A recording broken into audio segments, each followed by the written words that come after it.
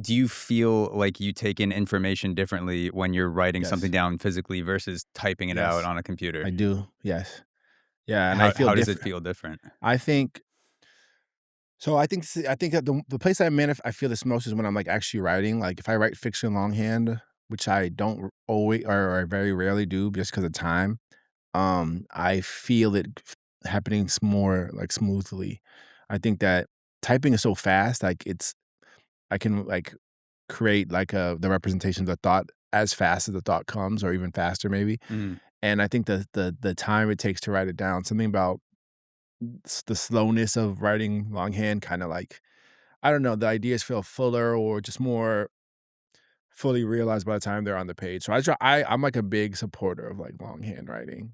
So, do you feel like writing it down, that extra pause, it gives you a little more self-reflection in the moment, like self-editing, where you can like, if you're gonna type a word, it's there Yeah. much more quickly, Yes. and you might hesitate an extra second and use a different word or, like, a different structure, say more, say less in the when you're writing it down. Yeah. I don't and I mean, some of it is maybe just the writing happens so quick, I get more time to pause in that dis-ease of, like, I don't know what to write next, and that just might be manifesting, like, a discomfort that I'm saying makes it feel less good, but Yeah. I don't know, there's something about writing it down physically or with a pen or a pencil that just feels like, I don't know, it's coming, I'm digging, like, a deeper trench or something, or Mm, it's like I'm, like, getting to, like, sit with every single word like, for a little second. I don't yeah. know, something about that makes it feel like, I don't know, I feel more connected. Again, I say this as someone who very rarely Yeah. rarely does it, but I have particular sections of the book of my last book that I remember I did it by hand, and it just changed how it felt. Chain Gang All-Stars. Mhm, yeah. Do you remember I'm curious, like, if you have in your head which sections you wrote down, like, does that Yes. stand out to you, No, I certain know parts of the for book? sure. Yeah, Well, first of all, the very beginning of the yeah, book I wrote by hand. okay. The prologue, which I don't call the prologue that much because once I canvassed Twitter and I was like, "When you guys see prologue in a book, you definitely read it, right?" And they were a lot of people are like, "No, you should it's part of the book," you know?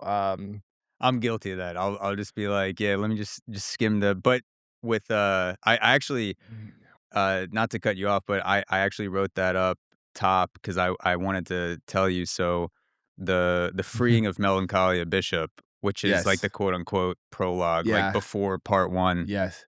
So I read Chain Gang All-Stars last like, probably about a year ago, Yeah. and then I just bought the audiobook because that's what I do with all my favorite books. I'll read Uh, it, and then I'll listen to it, and I'll, like every few years, probably, I'll go back and, like, choose one to do. Like, I've yeah. done that with a few books now, and Mm. I was listening to the Freeing of Melancholy Bishop, the prologue, while I was working out today just to, like, get Yeah. back in the mode, and there was a point where I was working out and I was, like, doing pull downs and my heart started racing, Oh, and it wow. matched up with, like, the prologue that, Bishop, like, the bishop, a yeah. bishop like, the screams of the crowd. I don't wanna give anything away because I want people to experience the book how I got to experience it, but there's, like, very, uh heart-throbbing moments in the beginning of the book where the action starts right away, and I was like, "Is the book making my heart do this? Is the workout making my heart do this?" And I was just like Yeah. took a second, I was like, "This is, like, surreal that it's, like, matching up with the action as I'm listening to the Yeah. audio." That's really cool, and first off, PSA to everyone, all your listeners, the prologue is part of a book, and see, you would have missed that if you never got to read the That's prologue. true. Don't be Prologue, like me, don't read the it's prologue. yeah, it's not like a four-word is different. Anyways, so I wrote that by hand, and yeah, like, to me, that's a really good compliment because you just wanna make someone feel something, you know? Yeah. Like, sort of visually feel something, at least that's the kinda writing I do, and, I like that the people who did the audiobook did an incredible job in my book, Yeah. and they've even taught me how to read it better, and it's an interesting I don't in literary world, I don't know if you've seen this, like, discussion people are having, and I don't think it's, like, that fruitful or I think it's people are coming at it maybe the wrong way. It's like, are audiobooks reading? Do they quote unquote count as reading? Have you seen this? I haven't.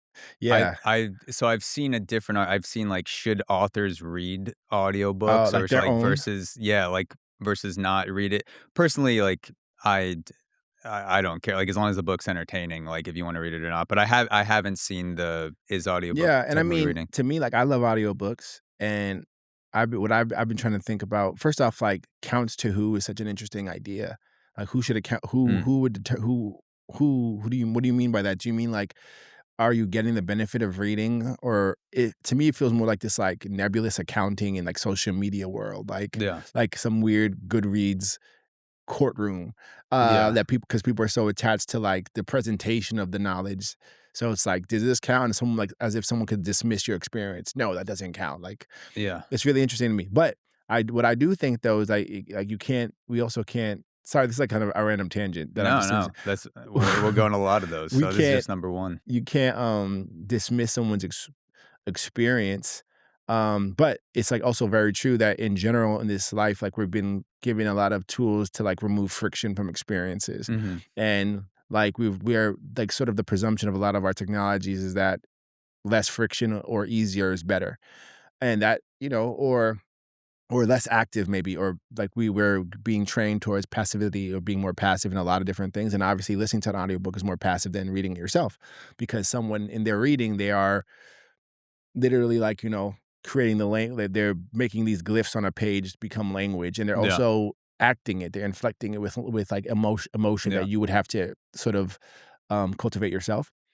And I've been thinking of audiobooks as like sort of an excess like they are reading, but I was also playing Last of Us 2 for the first mm, time.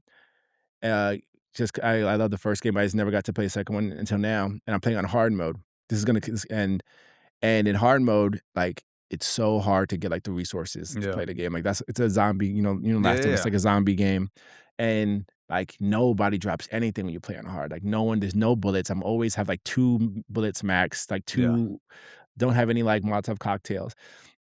I was getting frustrated, and I usually play games on hard, but I was like, "This is, like, insane," like, I just fought, like, 80 people, and they dropped, like, 3 bullets, and they have a pretty dynamic difficulty system. I changed the, like, drop rate, the yeah, materials rate to, like, moderate instead of hard, and all of a sudden, like, I could feel, like, oh, my equipment stuff was full of things, like, I had a yeah, ton of stuff, and I started to feel like, "Oh, I don't really like this," because I didn't really realize it, but so much of my, like, enjoyment to that point in that game had been, like, I can't miss a shot yeah. because I have so limited You have to be resources. more locked I in. have to be a Everything counts more. everything counts. Every single shot has to be like a headshot, and that pressure I couldn't really realize it even because I was reading it, like, logically as frustration was actually becoming one of the main things that grew my engagement, so I changed it back to hard.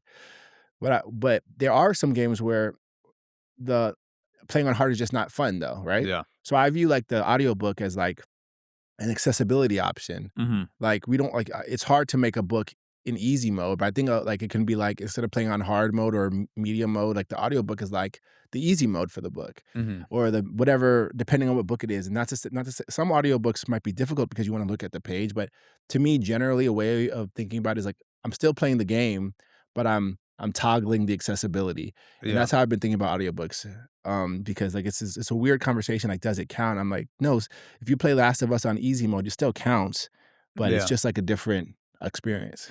Yeah, I mean, even just, like, listening to the prologue of Chain Gang, that is a completely different experience than reading it, and Totally different. if you take away, because I think it's, what, 3 or 4 different people that read Yes. the 4. so I've just gotten into the first part, and the woman who reads the prologue, she's doing different voices, like, it feels like you're listening to a movie, whereas when Mhm. I'm reading it, I'm making the movie in my head. Exactly. So there is, like, that extra layer that gets added for you, like the easy mode with the audiobook, and you take it Exactly. away.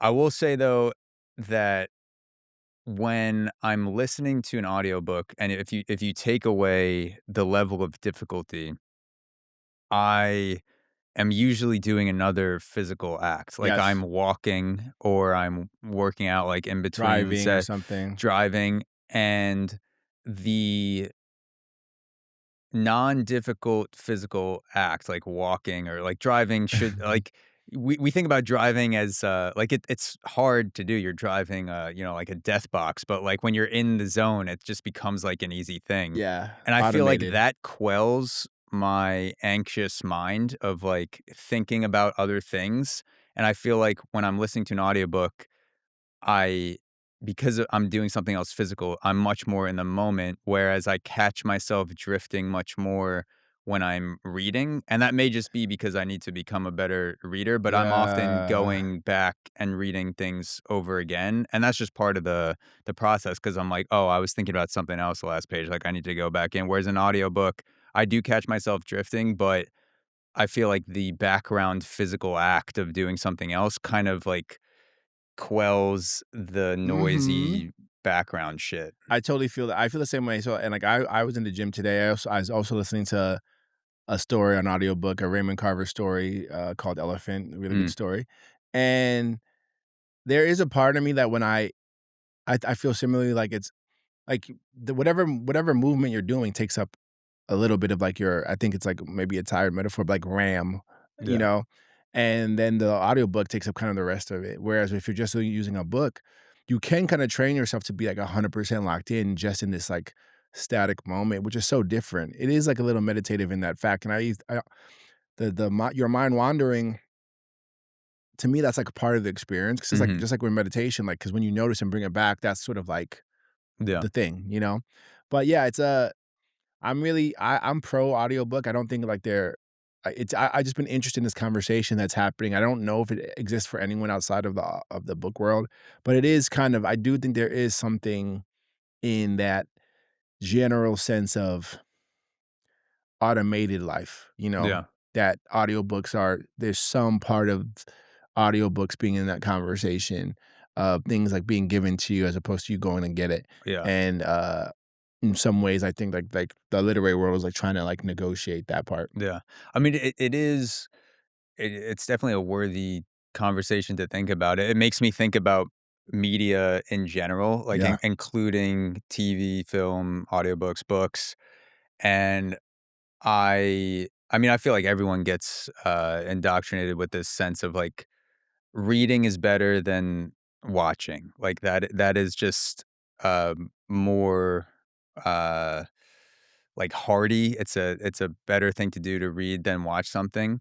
But at the same time, I've watched or listened to things that have made me think more than some of the things that I've read, and I've read things that have made me think more than things that I've watched. So I kinda just look at it now as, like, am I watching a show that I'm getting something out of, or am I reading something I'm getting some like, is this making me like, is this candy, or is this, like, something that I can actually, like, digest and think about? And there's a place for candy, and there's a place to, like, eat a steak, and I And kinda just think about it like that. yeah, and I think to me, I don't even know that reading is inherently more useful than watching something. I think for sure it requires more of you. I think that's the Yeah, thing. It requires more of you because the movie's gonna keep going whether or not you're paying attention. yeah, Whereas the book is sort of more or less dead unless you bring it to life with your attention. yeah, And same thing of music. The song is gonna play. And so the way I think about it is like in certain mediums, like the people who created the work did like maybe 80% of the work, but and you can get a lot by paying really close attention, maybe more than you might get from reading, depending on what it is. Because there's also a lot of books that are like, I don't know what language we're allowed to use, but not good. There's a lot of books that are silly, a shitty. lot of, yeah, like bullshit basically, Yeah, yeah. And there's a lot of films that are like sort of like packed with so much different, so much depth, and also just a different experience of watching physical people move through space, appreciating sound editing. I also like to work on film stuff too, and I take pictures, and I'm working on a short film right now. So like I'm interested in that space too.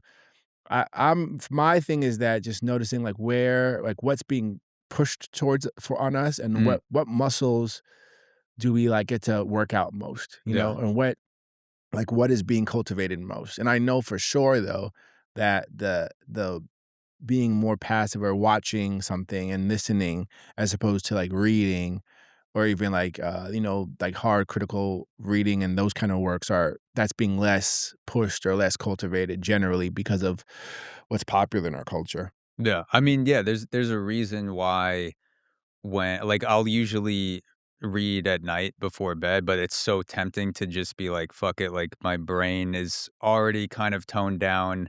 Yeah, Reading feels like there's a reason why reading feels like more work than just yeah. kind of, like, checking out and watching something on your phone or watching something on TV, like, it's definitely activating that muscle. Hey guys, I'm feeling pretty sick right now recording this, but you know what I love to do when I'm feeling sick as hell? Listen to bonus podcast episodes. I listen to the regular feed episodes during the week, but when I can barely move out of bed and feel like absolute that's when I catch up on my bonus subscriptions. When I have a symphony of liquids simultaneously streaming out of both ends of my body, nothing quite brings me back to life like chugging electrolytes to a good bonus episode. If you're watching this on YouTube or Spotify, you could have had early access to this episode with Nana Kwame Adjei-Brenyah, as well as 30 plus other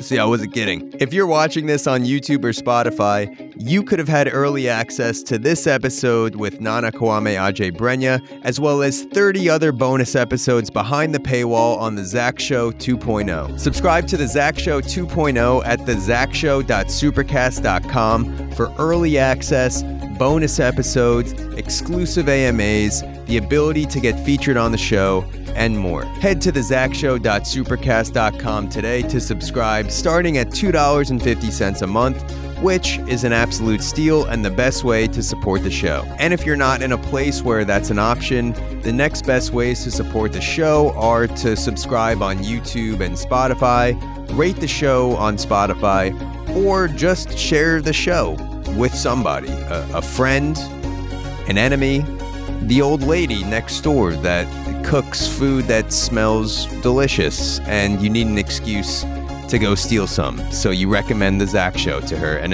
in return, she gives you spinach casserole. That's the magic of the Zach Show. So thank you for however you choose to support. I'm going to go snort a liquid IV until I can feel something again, and let's get back to the show. This is actually where I originally wanted to Yeah. start the conversation, but the And things start. that and yeah, cut all that shit before. But I wanted to tell you about my experience listening to the audio of Chain Yeah. Gang and working out, because I was just like, damn, like that was fucking, a surreal thing. But speaking of listening to or watching things, something that we both watch, like probably many people watching this podcast right now, is Succession. Yes. And you said something that made me think. You said, "I don't hate the show, Succession. I hate how people read the show." Yeah. What do you mean by that? Get off my lawn. Um, okay, so this was this on Twitter? When did I say This that? was I've listened to probably 3 or 4 different interviews. It Ah, was like a random tangent for, oh, it's about why the Chain Gang, yeah, it was publicist, kind of like maybe justifying Barnes& and Noble. footnotes. Yeah, yeah, Yeah. yeah. Okay, so I Succession, great show.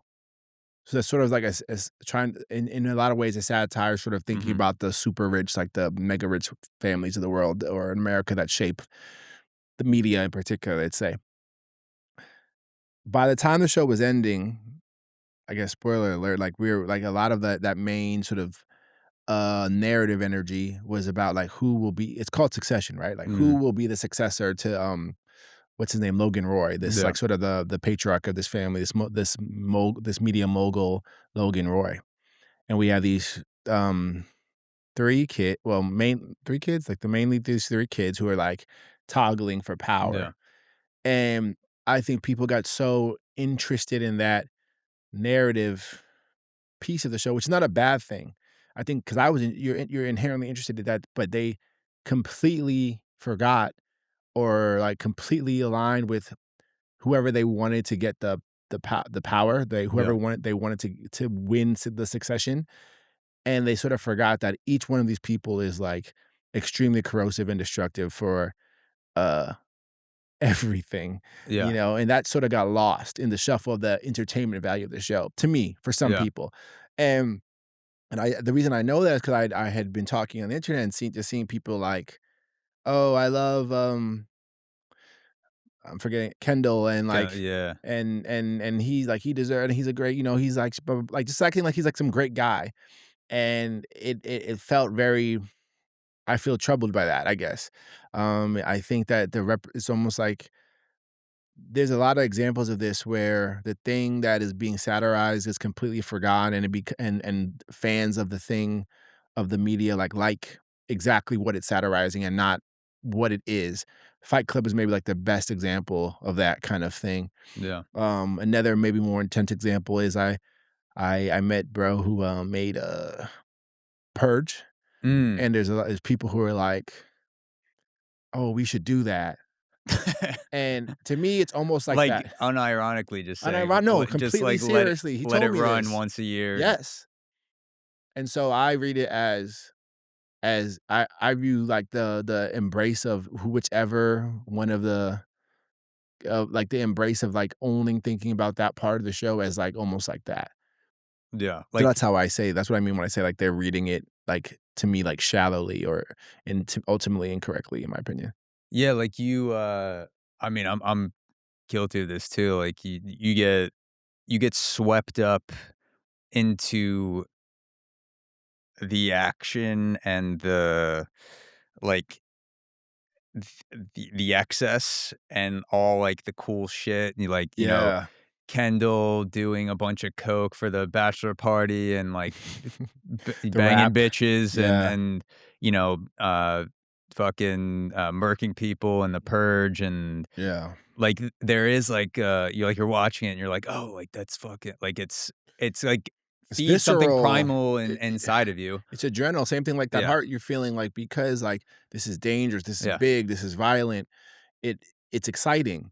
Yeah, it feeds the beast inside of you, and then in succession and I don't know if this is what you were getting at, but like, for me, I kind of there were moments where I kind of checked out of like, "Oh, they're racing for a prize that is like you said, poison or toxic," like, And they're even to them too, that's the funny part too. yeah, Not only to the world, like, yeah, like, there's an episode where they're, like, literally fixing the election, and it's like and so that's one poison, but also their lives are just are super, terrible as well, so, both ways. yeah, like, you're rooting for someone to win a prize that is ultimately going to destroy them, so you feel bad for the people who didn't get the prize at the end of Succession, but in a way, you should actually feel not bad for them because they now have to find something else to do. They could continue down that path or, like, maybe I don't know, like, maybe I don't know if the characters will completely go against their own nature, but the ultimate prize of taking over for Logan Roy just, like, cements you being another Logan Right. Roy. It means you have no choice, no chance anymore.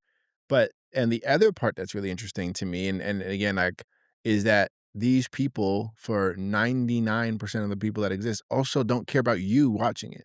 The corollary, the real world corollary of that person, like is actively undermining your autonomy as like as a voter, for example, Yeah, and like that should be clearly in people's purview. To me, the release of that kind of attitude is kind of how we get like a Donald Trump. It's like, oh, he's rich, it's cool, billionaire. It's like, no, that guy is actively like undermining you specifically, yeah, despite and so yeah, like it's both those things. Like the to me, like and obviously it's a dangerous game that I play in that like the the limits and dangers of entertainment for entertainment's sake, because like, you mhm, can be entertaining to the point where people forget what you're actually talking about, yeah, which is why I think the reason I talk about Succession so much is it's a way to remind people why I put footnotes in my book, because I don't wanna, like, not be here anymore and someone can, like, be like, "Oh, it's a book about a woman with a hammer and, like, she kills people," yeah. and I that would make me really annoyed. I was gonna ask you about the footnotes because typically, I mean, I've skipped a lot of footnotes, I'll Yes. say that, like, you get to the footnotes and you're like, "Yep, I'll, see you on the next page." Yeah. But the footnotes in Chain Gang, they feel like they don't totally remove you from the story, like, it Yeah. doesn't, like, like, it doesn't, like, break you out of it. It kind of is just, like, a continuation, and it's not just, like, a generic definition of something. A lot of times it's explaining different dimensions of a character or part of the Yes. system in chain gang. Like, was that your thinking behind the footnotes to, like, use it to add to the story and not just be, like, the generic thing? Yes, absolutely, and I'm not the first person to ever do like, like, try to, like, make, some kinda cool art out of the footnote. I think, and I'm with you, footnotes kinda suck, and I feel like it's, like, academic and boring. Even though I like academic does not inherently mean boring, but footnotes because they tend to be encyclopedic or just give us a definition. Yeah. They're predictable and they can even be condescending sometimes, maybe you already know.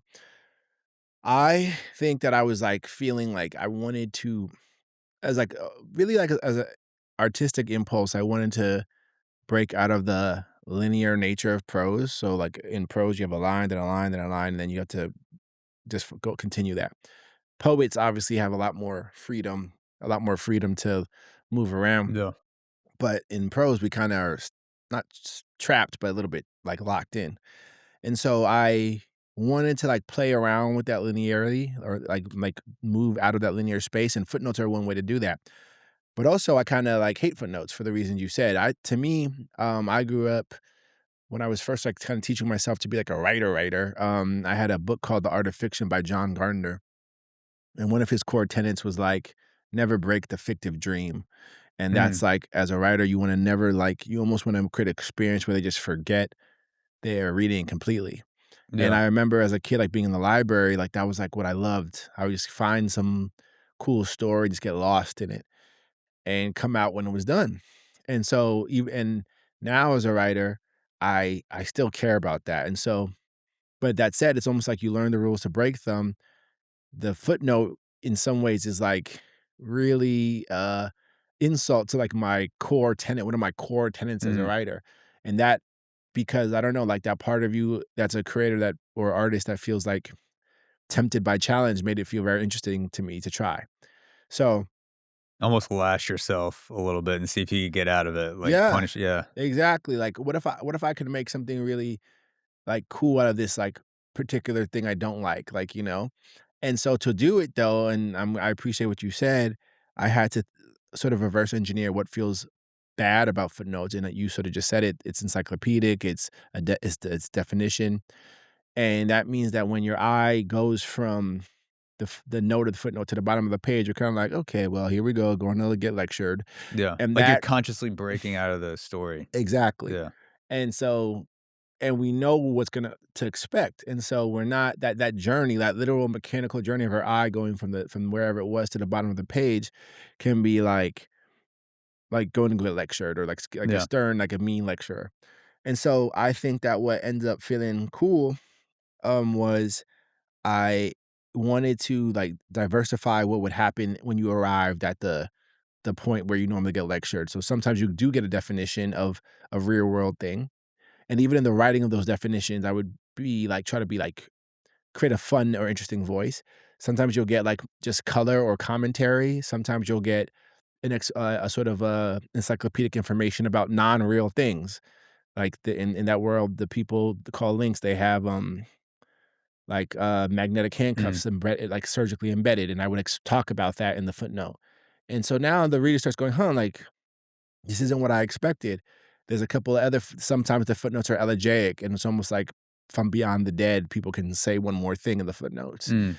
And that also, like, diversifies experience, and so now where there was, like, sort of like a heavy expectation in terms of seeing a footnote and moving down to the page, now there's, like, uncertainty, and uncertainty, if curated right, can be like wonder, Yeah. and that, I feel like, is a much more energetic experience and will, like, sort of push you to be boom, boom, and, like, feel like you're still gripped in the experience. Yeah. And I had 1 or 2 footnotes that totally break the rules of footnotes and even the book at large, but I just want to, like, mess with people a little bit. Yeah. Yeah, I remember I saw a clip, you were describing the footnotes, and you said something about being inspired by Hollow a Knight? video game. Was it, Metroid Prime? Or Oh, yes, Metroid it was Prime. like you were talking about, like, Metroid Prime, Yes. which I've played, and but we were scanning shit, and Yeah, the scan visor. I thought that was really interesting. So, I'm video games definitely inspire me a lot, and in general, I actually wrote an essay about how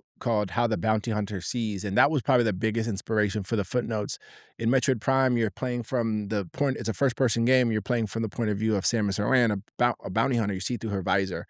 One thing she could do with her visor is scan things, so I could look at like this and, like, know what it is, get information, background about it, and so I could get background information and historical information. Yeah. That's one like, function, mechanical, like, there's one function of that mechanic. Then I could also look at a door and scan it and or a keypad, and that would open the door. So now that one mechanic has two different functions, and Mhm. that makes the scan mechanic to me like a good mechanic has multiple functions. That's kind of excuse me, that's kind of like a basic tenet in like kind of game design. The most the primary example is like Mario's jump. He jumps to get over places, but he also jumps to like attack Yeah. enemies. He jumps to get the thing. So just with this one little movement, you get a lot of like juice out of it. Yeah. And I was feeling the same way with the footnotes. Yeah. Yeah, just, like, the idea of breaking stuff up, the footnotes also made me think about the way that you use humor, 'cause Yeah. I feel like and even going back to Succession, like, it if you're gonna just because it's making me think about, like, all these funny moments in Succession that break up the brutality of the show, like, because Yeah. it's, like, brutal power dynamics when you take a step back. Yeah.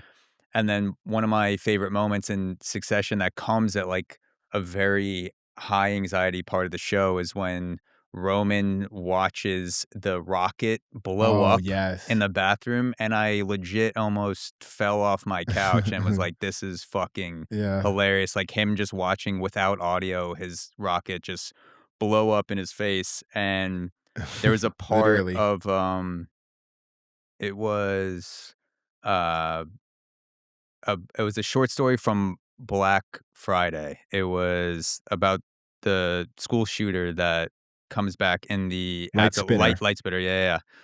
And there's a moment it's a very obviously, it's a short story about a school shooter who kills someone, kills himself, and then they come back and conspire to save someone else.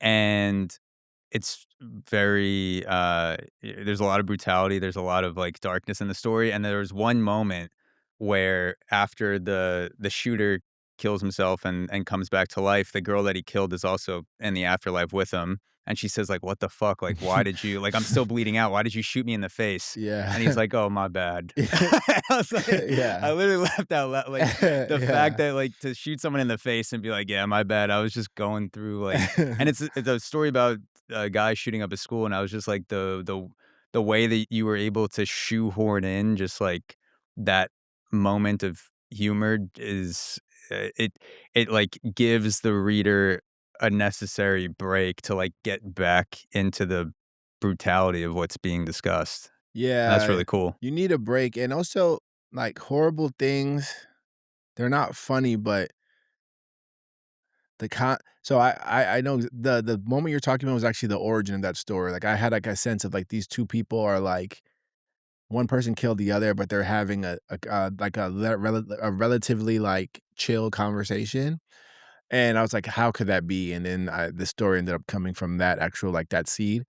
I think, with Roman that what's so hard about that is, like, something catastrophic's happening, but it's paired with this, like, little moment in this bathroom and, like, I think he's at a party or something. He has to go Yeah. outside. A lot of the tension from that is that he has to go outside and, like, act like it's okay. Yeah. And so I think, like, this isn't funny, but this is, like, an example, like, on the it might have been I don't know if this is, like, my dad passed away a couple years ago. Let's say the day he died or, like, um as no, better example, at the funeral, like, my best friend's, wife was like just, like, automated, like, "How are you doing?" You know? Like, or like, Mm. "How are you?" And I was just like, Yeah. "Great." And, like, just like that. Yeah. And it's, like, funny because, like, the way the world has to continue and the way things are, and despite how horrible whatever it is, like, the mismatch between, um, how you feel on the inside and how the world is reflecting it. A lot of times I feel that most powerfully when, like, something really, really bad happens and someone's like, "Hey, like, how you doing over there?" And you're like, "Oh, like, my world is actually, like, like, coming to, like, an absolute collapse." Yeah. But you have to be like, "I'm okay."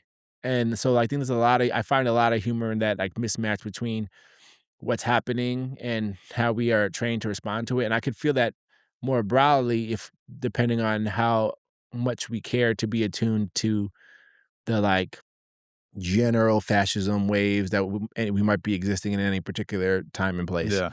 Yeah, it is like the dichotomy of the stakes versus the response to the stakes, like with, a Yes. girl being shot in the face and the guy who did it says something that you would say when you farted Yeah. on your friend, like, "Oh, my Yeah. bad. I didn't mean to fart in your face," like, Yeah. didn't mean to, blow your brains, and then, like, same thing in Succession, he's watching someone, possibly I don't think anyone dies in the show, but to him, he's just like, "Oh, yeah, like, people could have easily just exploded on this rocket, and I just have to walk out and act like everything's fine at this fancy dinner party." Like, the separation of the moment from, like, some really fucked up shit that just happened. And the writers of that show did a really good job, and that's why I like to, like, be mean to the people who are missing it because they really show that I think they tried hard to show how corrosive for the self it is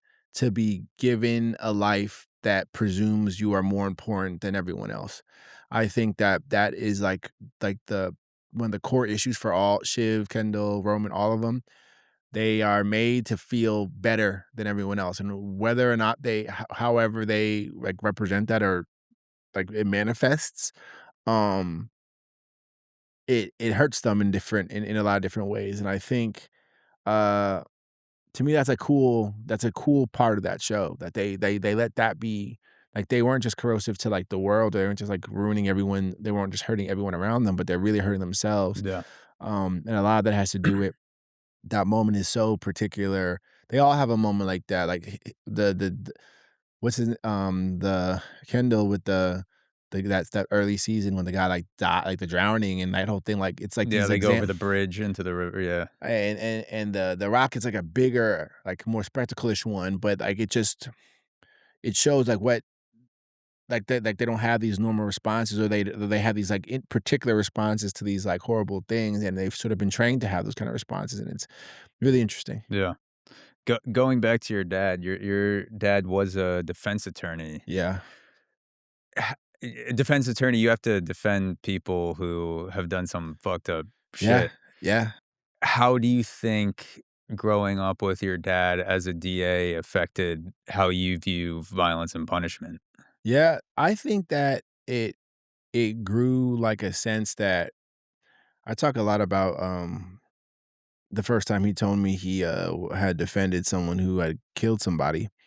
And I was like 11 or 12, and I remember just being like, "Oh, like, you're bad. Like, you're a villain. Like, that's not how you should like, you're doing the bad Yeah. thing." And he literally told me, like, "It's not that simple." And even just that, we didn't talk, like, a ton about that part. I mean, we talked at a certain point, I was typing up his, he was, like, between assistants or maybe didn't have the money to pay for assistant at any particular juncture, so I was, like, the one typing up his contracts or whatever, Yeah. like his secretary, And he was essentially. like, "No, handwrite it, you'll take it in better." And funny, he would handwrite it, and then I would have to type Type it. it up, yeah. He'd handwrite on the yellow pad, and I'd have to do it because I was a way faster typist than him.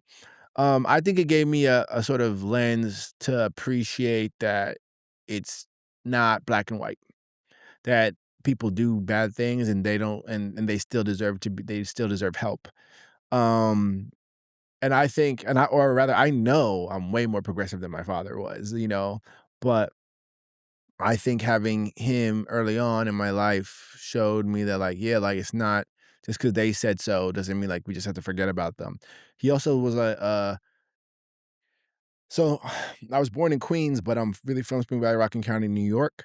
We have a huge immigrant population, and a lot of his work had to do with helping people with immigration.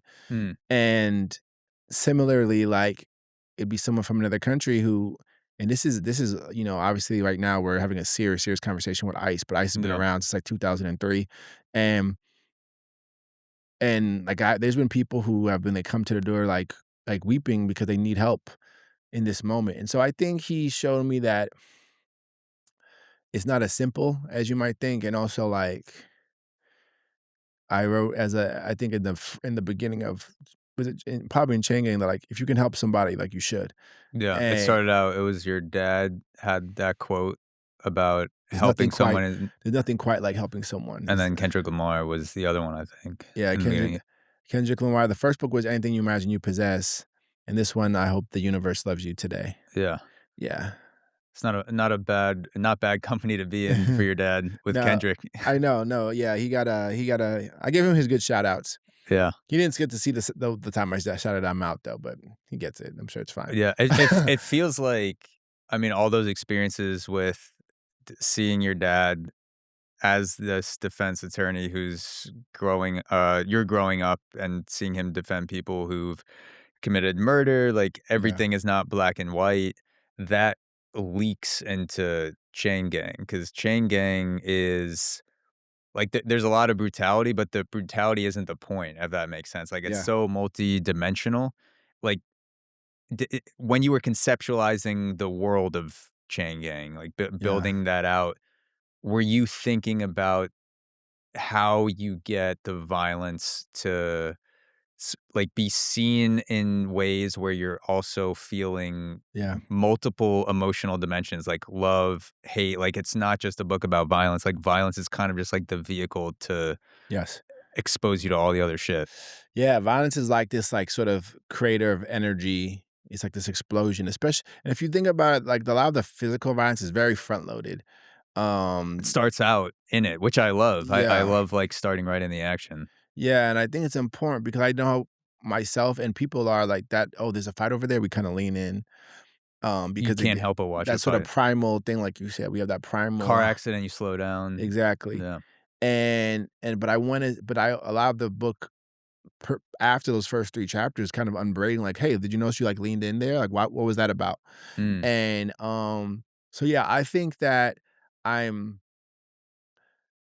I understand, first off, I think I'm like an anime kid, like, I like cool, like, fights or whatever. mm, But I also understand, like, in America in particular, how violence is, like, our favorite thing, you know? And I'm also interested in, like, how systems train us to be comfortable with violence. mm, And again, we're seeing that right now where we're trying to be told in real time that, oh, these children being ripped off the streets, these protesters being killed in cold blood, like that's not happening, or that, or even better, or even worse, that's okay. mm. So I think for the violence serves many different purposes, but I want to sort of like demystify the violence of the state in case of the carcerality and the prison system. Because number one, like the prison, the sort of state violence against certain is just the history of state violence is like incredible, Yeah. and I can't like not represent that. And I also want to sort of like speak towards our sort of taste for violence as like consumers, and also maybe most importantly, like remind us that like we're still capable of love. These people that you think are villains or monsters are also capable of love, and that we're not like it's like we're not beyond saving. We're not, none of us are. And despite these sort of bleak circumstances and these sort of like violent systems that we've inherited or have created, uh, there's there's more for us and we can do better. And anything Yeah. can change as well. Yeah, I also I like that the book made me confront my own role as a spectator of Yeah. violence, because and I'm trying to describe things more generally because I don't wanna give away any major plot shit, but there's the spectators of the death matches in the Yeah. book, and then there's also myself, the readers of the book reading what's happening, and I caught myself multiple times while I'm reading about the death matches of the the people battling that are incarcerated, like, you get caught up in it and you're Yeah. like, "Oh, I would, like, watch a UFC event if the like," Yeah. and you're like, you're so in, and then you're like, "Oh, yeah, I'm watching people literally kill the other person for entertainment, like gladiator shit," and so it does make you reckon with the question of, like, how far will violence as entertainment stretch as a society, and will like, I do think we can be weaned into a state of violence that is as extreme as the book, Yeah. and I wouldn't be surprised if there's a future, you know, 20, 30, 50, like, whatever it is, like, I you could visualize the steps of how we get to there. A Like, major a major a major, I don't know, I'm trying to dance around his name. Charlie Kirk called for public executions. Like, what's that's like a couple steps away from chain gang. That's yeah, a popular, like, political pundit in this country recently said that there should be public executions. And, like, so what does that mean? Like, what does he mean by that? Like he thinks, like, it would be a deterrent maybe, yeah. for Like, crime. what is it, like, town square, like, go back I have to no public idea how he hanging, wants to yeah, do it, but yeah, yeah, like, he like, that's a thing that he said. yeah, Um, and, people often say what you just said to me, and I used to be like, "Nah," but I feel really sad that I don't think you're wrong at all, and that's, like, terrifying to me. I think our capacity, like, our some people's willingness to accept, like, a obvious violence and horror is, like, I find it really, really scary, and also the willingness to be lied to. I saw, um oh, what's her name? She's part of the squad from Minneapolis, said uh, Elon, she got squirted. Ilhan Omar? Yeah, Yeah, Omar, you saw she's got squirted with the vinegar thing. I didn't see You that. didn't see this guy? No, no. So what happened is uh, she's talking about ice, as she should. A guy jumps out of the audience and, like, sprays her with, like, a substance we don't know. Mm. They're saying it was a vinegar I mean, that in a in the moment, syringe. like, it could be acid, Could like, you be don't know, yeah, anything. He sprayed it with a syringe in yeah. real time. They they handled it, whatever. Like, and this is like everyone saw it. Couple of I have to. This is like the humor because it's just so insane. The president of America says, "Oh, I don't know what happened. She might have sprayed herself." Yeah. And let A a and let there's video of it, it's like, video. It's a press conference, yeah, and it's like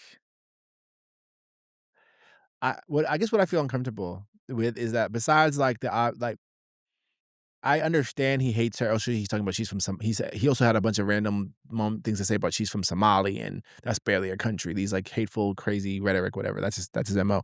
But what I don't understand is for the Trump supporter, maybe they're not seeing it, but the comfort with being obviously lied to. Like that's the thing that is like sort of sometimes like stressful to me.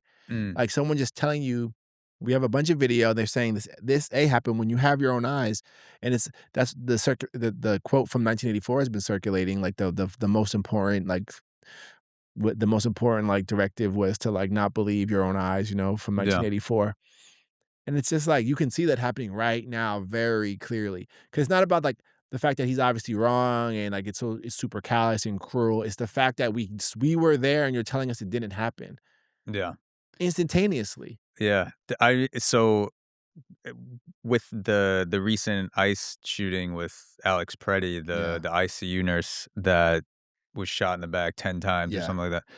So, I was also going through parts of Chain Gang when that happened, and in my head, I was like, not my immediate reaction, but, like, when I was going through parts of the book after I saw video footage of the shooting from, like, 5 different angles, I was like, "I could see this as a precursor to the Chain Gang universe," yeah, because in Chain Gang, you have the abolitionists yeah, and you have the people who are, pro deathmatch, and they're living in 2 different realities, and you're watching the same shit happen, but yeah, 2 sides of people decide that 2 different things happened even though it's being publicly televised, and with yeah, the ICE shooting, it's in 4K with I don't know how many angles, Yeah. and depending on who you are, you could watch that, and you could say, "This is, such a despicable, heinous act.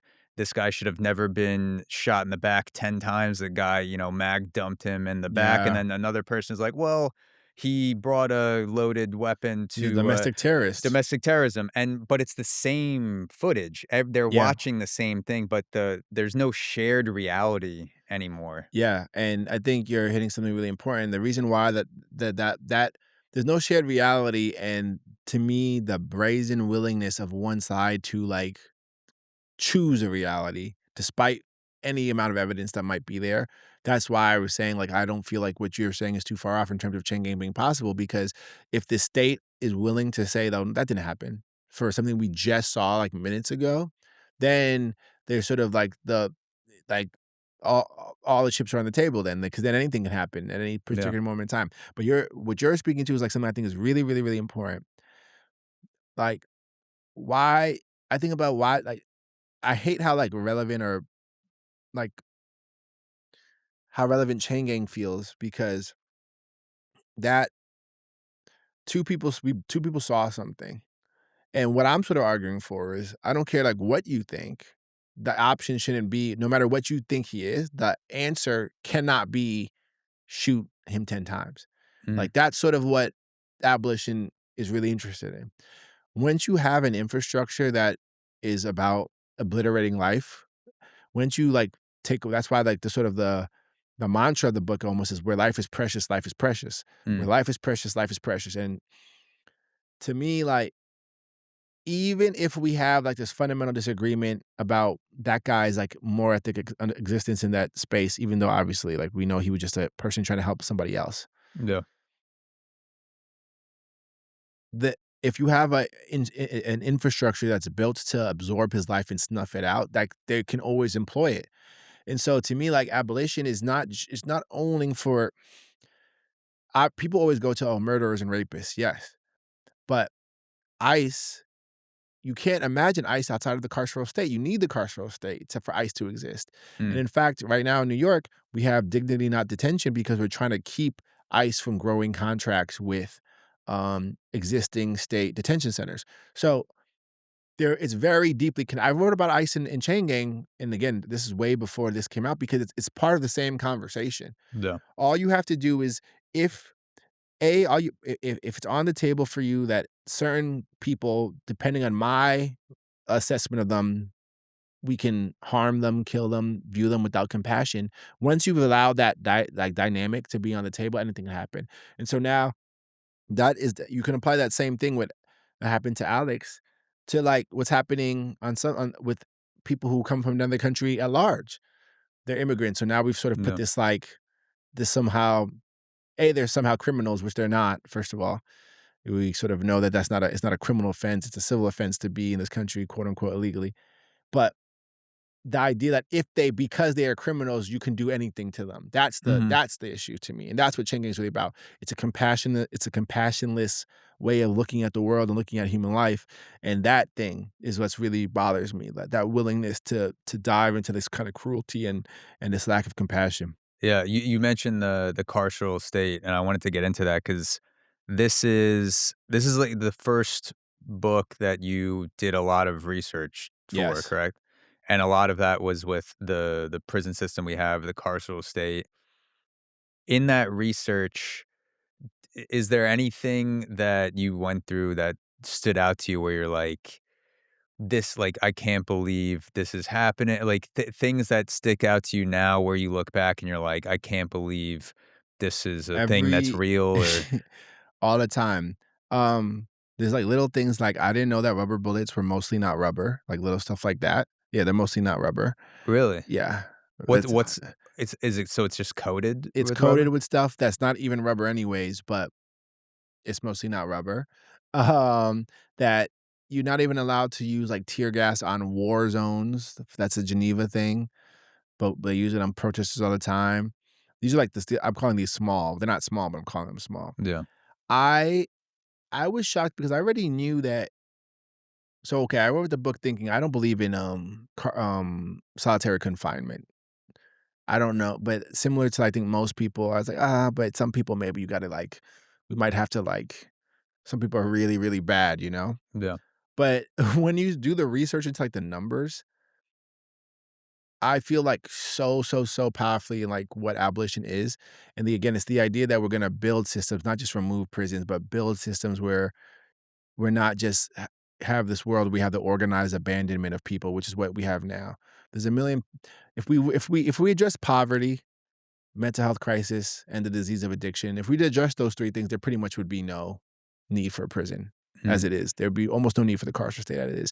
But, okay, what shocked me, when I started going into, like, the money stuff, like, when you get into, like, the GEO group or quote, unquote, "core civic" or just how much money these people make, Like the privatization of the yeah. private side is really interesting and scary, and also, like, you'd be surprised, like, it'd be, like, Walmart and I mean, that's not surprising, but Walmart and these companies, like, I don't know, like KFC and stuff will be, like, very tapped into, like, the the origins of, like, the prisons blowing up the way they are now, like, Really? Like random KFC has, like, I got let me not even investments say in KFC because yeah. I can't cite the thing off the top of my head right Yeah. now, but things like that. It'd be like, Yeah. oh, like Like weird connections that you wouldn't think of, yeah. yes, and also, like, the numbers are really, like, damning in terms of, like, if you're trans, the chances of you being in prison are, like, more than 200 times than, like or more than, like, double what Yeah. anyone else like, it's just nuts, things like that. I can't tell you any one thing, but there's a lot of, like, really shocking things. The percentage of women who experience sexual assault when incarcerated is, like, insane. It's, Mm. like, insane. I wanna say it's more than half. It's, like it's bad. It's bad, Yeah. bad, bad, bad, bad. So I learned something. I was shocked pretty much every single time I went to, like, my little peer-reviewed articles, pretty much every time. Yeah. So you went from before you started doing the research thinking, "I'm okay with solitary confinement," but, No, like I oh, hate are you solitary hating confinement, solitary but keep but the other stuff. but maybe Maybe there's a place maybe prison has to exist. Mhm. Like, I was an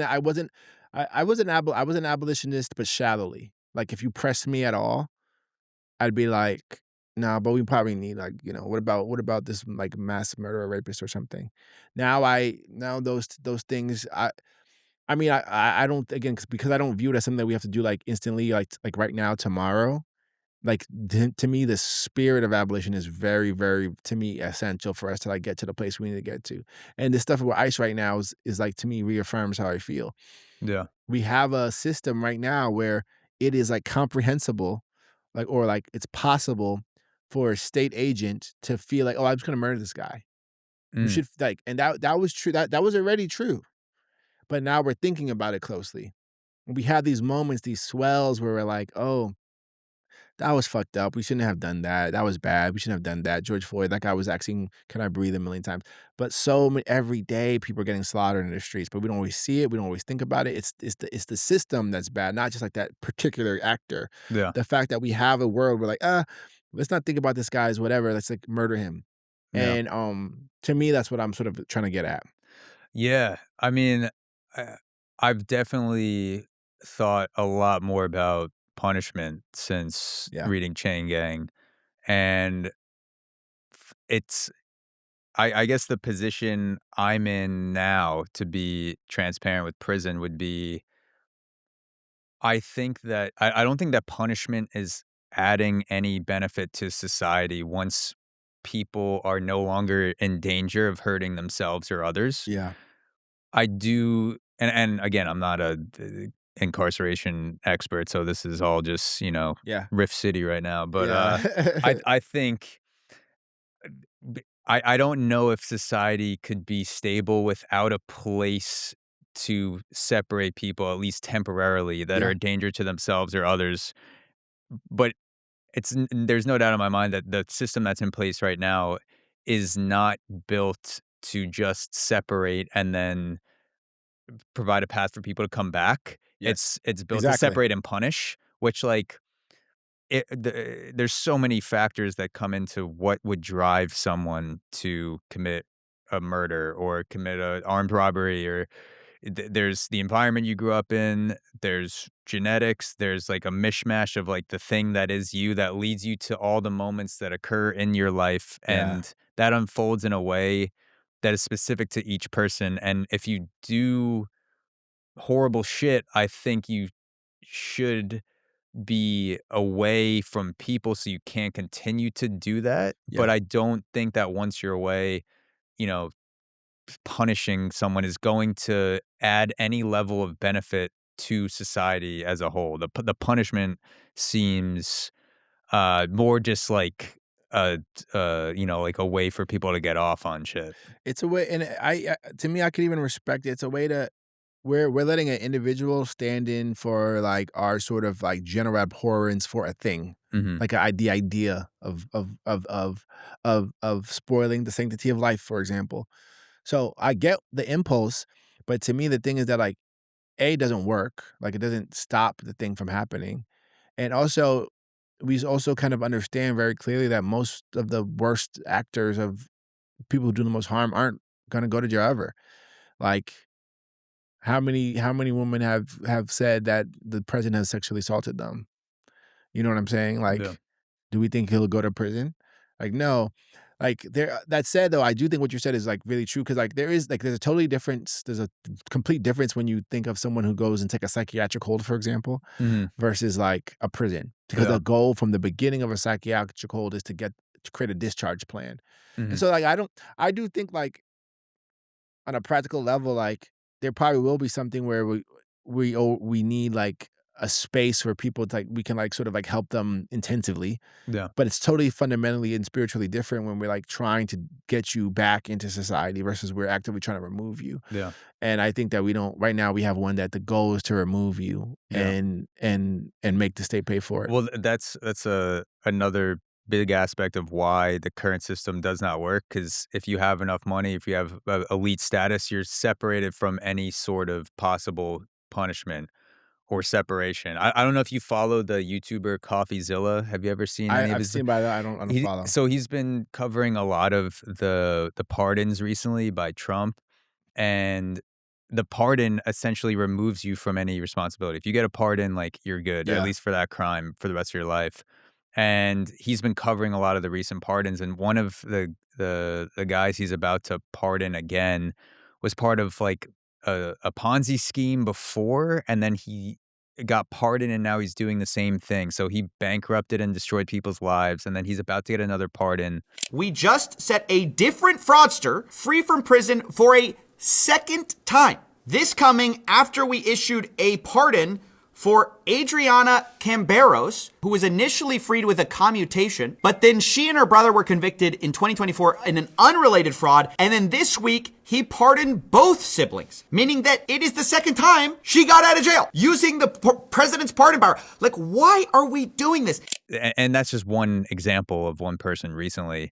The pardon is something that's like a built-in thing to the system where it's like if you have the right connections, you could do wildly heinous shit and never have to answer for it. Where, you know, someone who's just struggling to support their kids, might, get caught up in a bad situation and they have to answer for harm much less than what's being committed by elite people. Absolutely, and, like, the other thing again, not to, like, be on my, like, abolitionist bent, like, cause I get the, like, the fear, but also when the people try to, like, say this isn't good enough for us, like, what is the institution that stomps them down? It's the carceral system. Like, the carceral system mostly exists to protect the interest of the elite, like, again, like, I'm in my full on my soapbox, but, like, and there's no other society where an Elon Musk can exist. Like, I don't wanna make it too dark, like, in other this is leave everybody's names out of it. There's no other time, like, historically, if you have all this and everyone else has all this, the people who have all this don't allow it to happen. Yeah. Like, most kings get their heads It's cut a off and very, so on. Like, yeah. you need a really strong carceral system to keep the king's head intact is a way of thinking about it. Like, you need that to be really, really it needs to, like you need to feel fear. Um, so yeah, th Yeah. that's a part of it. Yeah, you mentioned, Charlie Kirk saying going back to public executions, and that Yes. made me think about the way that violence is packaged, and that also has to do a lot with the book as well, like, the same act, killing someone, can be presented to us in multiple ways, Yes. but if we get a lethal injection versus a public hanging Yeah. or firing squad or, fucking, like, kick someone off the roof and just end their life. Yes. The end result is all the same, but we see one Yeah. as, like, Humane, quote "Oh, yeah, unquote. like, that's just, like, par for the course, it happens when it happens," and the other one is that's fucked up because you did it in a more spectacle way, but the result is the At same. least aesthetic. Yeah, we're The so aesthetics of death, we're so like murder. interested in aesthetic now too. And I don't know if you've heard me talk about this before, but like even like there was a time where we would like what maybe in not in Europe they'll what do you call it, quarter you like what do you call it, something in quarter with the horses Oh, the, bind and quarter. binding quarter, yeah, where they rip your limbs off Then we were with like, the wait, that's kind horse. of intense. We should stop doing that, right? Then we go to hanging, and then we like, oh no, then we go to the guillotine. Yeah, Then we go, oh, that's kind of a lot. Maybe we should stop doing that. Then we go to yeah, hanging, and we go, oh, that's kind of a lot. We should stop doing that. yeah, Then we get to the firing squad, and we get to, you know what, that's not that great. We should stop doing that. Then eventually, then we get to electric chair, and we yeah, go, that's not that great. We should stop doing that. And you see the pattern here. Now yeah, we get to now we get to the lethal injection, which is actually 4 different things, which it's even hard to source them because most countries don't want to share it. Also, like that's another thing too. We live in America where we just assume that like killing people is like a thing. Like most countries don't do it. We're the only quote unquote whatever term they used mega developed nation yeah, that does it. Um, it's a concoction of like 4 or 5 different chemicals. The first of which paralyzes the person. mm, And that's the only reason it feels, oh, it's okay. He's in peace. No, that person is suffering from the inside out, getting burned alive from the inside out, essentially, yeah. chemically burned from the inside out, dying in tremendous pain, but silently. And so, again, it's And sometimes they fuck it up, right? Like, they mess up the order, like, something absolutely and the person actually dies in extreme because think about it, pain. who's doing it? It's against us, most people's Hippocratic oath to even administer these Yeah. things. So Yeah, you gotta get, like, some, crackhead doctor or someone you have to, to they have yeah, a whole system. They have to create a whole system yeah, and an economy around that's very expensive as well. So like again, all those things were equally, but we got caught up in the aesthetic. The fact is, you disrespected the sanctity of life. That was the issue. But yeah, we keep not thinking about that. We keep not thinking about that part. We're like, oh yeah, we're not crucifying them, so it's cool now. And again, like it's disheartening, but I can understand why, and that's why oftentimes, and that this what you're saying is part of why my books can tend to be a little bit brutal because I can see that people have gotten comfortable with certain versions of death. My first book, the first pardon me, the first book, the first story deal with a man who killed 5 black children with a chainsaw, mm, and that was because it's almost like we got over the getting shot. If you get killed with a chainsaw or a gun, you're just as dead either way. But to your point, we're kind of like, oh, he got shot. It's okay. yeah. So the you felt like you had to up the ante with the chainsaw to To have an remind effect. you, Yeah, part of why George Floyd like caught traction is that he was he like couldn't breathe. mm, So like it's like it felt different.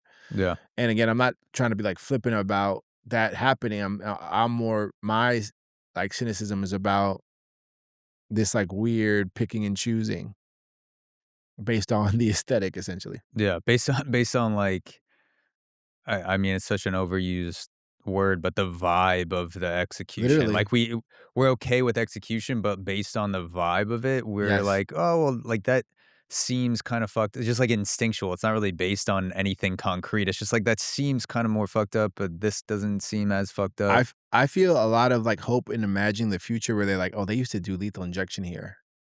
Like, if people just think about that question, why does America still kill people? Like, why?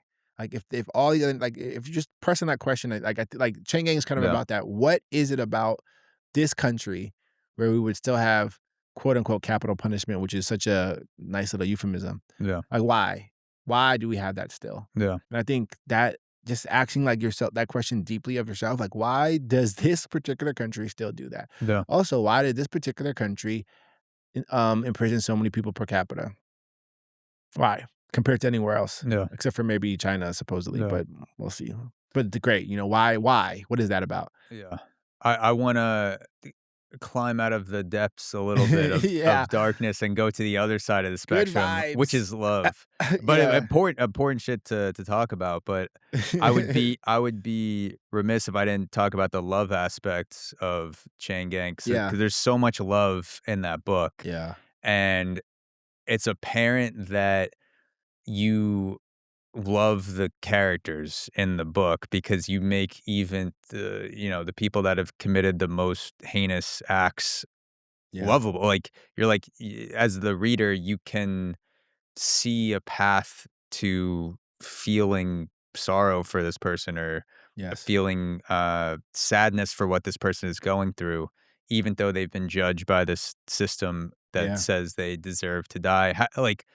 How did you think about that while you were writing it? Like, were you consciously, like, reminding yourself that, like, I don't want to, like, put any of the characters up on, like, the chopping block. Like, I don't want it to be, like, easily hateable. Like, how do you make a character with that in mind, where there's, like, so many dimensions to it? Well, I have a like actually I haven't name dropped him yet, but I will now. His name is George Saunders. He's a professor and a mentor of mine. He talks about how revision is love in action, and so some of it happens somewhat naturally by if you pay enough attention to anything. Like my sort of like feelings that you'll start to like understand it and feel differently about it. And I think it's very hard to hate someone you really know really, really, really intimately. If you could be inside their head. I'm sort of moving from the space that no one is waking up like, "Hey, I'm gonna be a fucked up person today." Like, I Yeah, think that they're coming from a really difficult particular set of circumstances, a particular cognitive disposition. They have their own particular way of seeing things that to them, whatever they did was what they thought they had to do. And if I sort of like pay enough attention to, like, that part of that fact and try to render a person's mind as closely as possible, I will kinda love them because I'll know that they're a person just trying, and they're a person who's probably suffered a lot, because who hasn't suffered a lot? Especially if you're incarcerated because, like I said, it's not the super elite people who are there. Anyways, it's the people who don't have enough money, it's the people who had an addiction, it's the people whose mental health was bad. For the most part. And so, um, and again, it's not to excuse like anyone's behaviors, but I do think it's like in just representing them really closely and paying a lot of attention to them and caring about them and watching them. I wrote it took me 7 years to write the book. I I sort of naturally came to like really care. And it's not again like to love someone is not to be like, oh, I think what you've done is great and I just move on. It's to say like, that's brutal that happened, and I feel doubly sad because you had the chance to be better, and and with your one life you became a instrument of like of harm. yeah. That's a very unique empathetic quality to have. Like, I don't know if I have that Yeah. ability to get close enough to be people who have done, the most awful of awful shit, and still find a place to see their story from a place of love. It's a Like, lot easier when you're it's a unique making it up, capability, yeah. but I'm making them up, like, and that's the thing with as a writer. Like, I don't wanna give myself too much credit. As a writer, I'm a ri I through revision, I'm being, like, my very, very, very, very best self. Mm, If it's Nana, the guy's in this room, like, talking to someone who's, like, some murderer rapist, I'm like, "I hate you. yeah. I don't wanna ever talk to you ever." But You that's know? just like the surface level, like, Exactly, but if interact, I yeah, had the ability to be literally in their mind and create their life for them and think about all those things and, like, go over that again and again and again and again for years, something would change, I think. yeah. And so and even in real life, like, because of this book, I've got a chance to talk to some people who aren't inside. I've gone to several different prisons, Mm, and when you're dealing with a real person and not a theoretical person, it does change. Like, I've been around guys who have committed murder for sure, and man, I've had some, like, incredible experiences with these guys. The one that's coming to my mind right now is There's a dude inside. I don't want to say where, but he was inside, and I had done like a class, and he was actually up for like he could have applied for parole, Mm. but he had a daughter while he had a daughter while he was inside. Um, like I don't know if I don't he had a daughter, he had a kid, and that he hadn't had a kid like for long prior to him being inside. And he after our class, he took me aside and said, "Man, like I really appreciate what you're doing and thing." And he was a smart dude. He had written some stuff that I got to read, and he said, "I don't think I deserve it right now. Like I'm not gonna apply because I don't. Now that I have a kid, I know what I've done like by committing murder. Yeah. I think I don't I can't do it yet."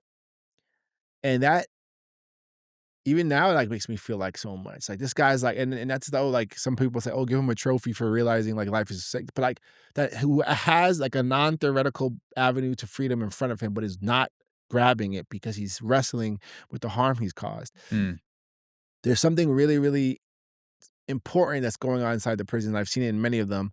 These guys are thinking about harm in a real and important way, and it's important not to think about it because it also, again, I think there's implications for us who are quote unquote not bad people. Like this paradigm where like, man, how do we like love yourself despite, we all have done things that we're not the most proud of. And again, it's not the same as like life shaping harm, but where life is precious, life is precious. Like if you can like really embody that, then something changes. And so while it's even on the table where, oh, if you do this, then you should die, I think that seeps into us too.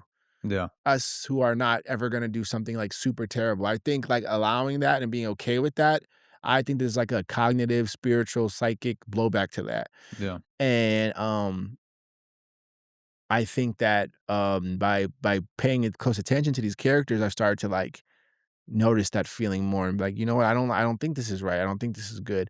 So I don't but again, in the book, it's a lot easier for me to do that. Yeah. I made up the I characters. I still think though it's a unique ability to have, whether it's a person in real life in prison or it's Yeah. a character you're making up. Like, to go back to Lightspitter with Yeah. the school shooter as the protagonist, in a 20-minute read, you managed to make a school shooter semi-likable and Yeah. understandable with, Yeah. like, the mix of, like, Yeah. like, the way that it flows, like, the background information on the shooter, the humor breaks, and, like, Yeah. the like, this human interactions the shooter has with his victim, and, like, that like, I don't care how much time you give me, I Yeah. can't write a story about a school shooter and make them even A little semi bit okay. like that to me is what is so great about, what I've read that you've written, that you seem to be able to get close to these Yeah. characters, and that also comes from your ability to get close to people in a way that not many people, including myself, have the ability to, like, at least right now, like, maybe I have the capacity for it, but tapping into such, like, a laser form of empathy Yeah. where you can cut through the rest and be like, "I'm gonna see the soul of this person," and, like, write that onto the page. I appreciate it, and, to me, it is inherent to my practice of writing, like and in that story, I remember reading and it's really dark to read it, like, most of those kids write, like, a note or, like, a manifesto, whatever Yeah. you wanna say, and it was impossible not to see first off, like, say a 16-year-old, 17-year-old, 18-year-old, 19-year-old kid, and even when I wrote that book, I was younger, so So you read some of the I read a manifestos bunch to of, prepare for the story. to writing a Wow. story, and it's, like, clearly these sad, like, incel kids, man, and, like, I'm not again, not to excuse anything about them, but it's like these kids, like, they lost their minds in their sadness, like, they just got totally lost, and again, it's like I think I am able to, like, remove, like, this particular action that this person did from, like, my forever assessment of them. Mm, I think what also helps me with that is I have people with serious mental health issues in my life, like, closely in my family, and I've seen people I love just do, like, not great things, yeah. and it's like clinically like serious like issues. So I guess I've already like I have a lot of practice in Yeah. being like that person I loved did Doing something that in real life, yeah, terrible like repetitions of and realizing that. I still love them still. And obviously it's different. I'm not trying to again, my whole thing is like I don't want to ever make like, oh, like it's a free pass to the thing. It's like, no, I think in general, sometimes you have to take like really serious action about stuff. And I feel that deeply right now in like a lot of this our sort of national context. But Yeah. like and not even to think about Kanye or whatever, but like I feel I know we're very we haven't gotten to where we need to in terms of thinking about like that conversation about what mental health actually is. Mhm. Because people are like, oh, having bad mental health doesn't make you a bigot or whatever. I'm like, people with bad mental health like murder themselves and others. Like Yeah. it does a lot of things. Like, you know what I mean? Like it could do you who are you? You have no idea what it does. People with bad mental health think they can fly sometimes. Yeah. People, you know what I mean? Like it's like, oh, like but because it hit your moral sensibility in a way that you have trouble finding like grace for, it can't happen. People with bad mental health think literally anything Yeah. and do literally anything. So again, it's not to say it's a pass because we have to like wrestle with it, but we're not even wrestling with it. We're dismissing it in a way to me that we are trained to do by carcerality and like these sort of like very reductive ways of viewing the world. You mentioned, Kanye. Did you see his apology in Yes, the that's Wall what I'm Street thinking Journal? about. Yes. What did you think of his apology? I s- and then like a sort of a addition to the apology. I see us okay, like for me the damage is done and now to me you have to do it sucks, right? Like I'm gonna bring up a random anime that it feels like it to this Yeah, moment. please. In My Hero Academia, it was a character named Endeavor. He does a lot of bad stuff. He's been an abusive dad and whatnot. He's a good guy too, the superhero. And he and he says one of the kids is like, no matter what, I'm not fucking with you though. Like I don't care. Like he's like way better now. Mhm. But his behavior was so bad it led to it's part of what led to his wife's like mental health like becoming really terrible, Mm. which resonates with me a lot, that part of the story. But anyways, and like so his son, one of his sons is like fuck you regardless. I don't care if you rehabilitated your image and whatever. Like no, and he says something like he's like basically I will never forgive you. And he said, and never goes, I don't. I'm not asking for. I don't want to be forgiven. I want to atone. And that's how I view the Kanye thing. It's like if Nana in particular, like forgive him or not, like I'm just interested, like, okay, you did some harm. Like, how do you undo the harm? Like, unfortunately, it's your cross to bear that your cognitive disposition created a situation where you were really, really, really, really harmful. You have Yeah. to undo that harm and you have to find ways to atone. And I leave room for that for Yeah. everybody. Yeah, I think my initial thought before I eventually got to that space where I'm Yeah. like, this is actually could be a beautiful start to a second Yeah. win from Kanye or third or fourth win, Fourth whatever it is, wind. like Yeah. leaving space for that to grow in some way from the apology. My first thought, like many other people, was he must be dropping an album on Yeah. And they Friday said or and he something, was. or And like a they put fashion that in line. the article though. Yeah, so that was something where I was like, "Okay, like, what is this attached to?" When I first just saw the apology, and then my second thought was, "Okay, like, I think this is actually, depending on how this grows, this seems like it's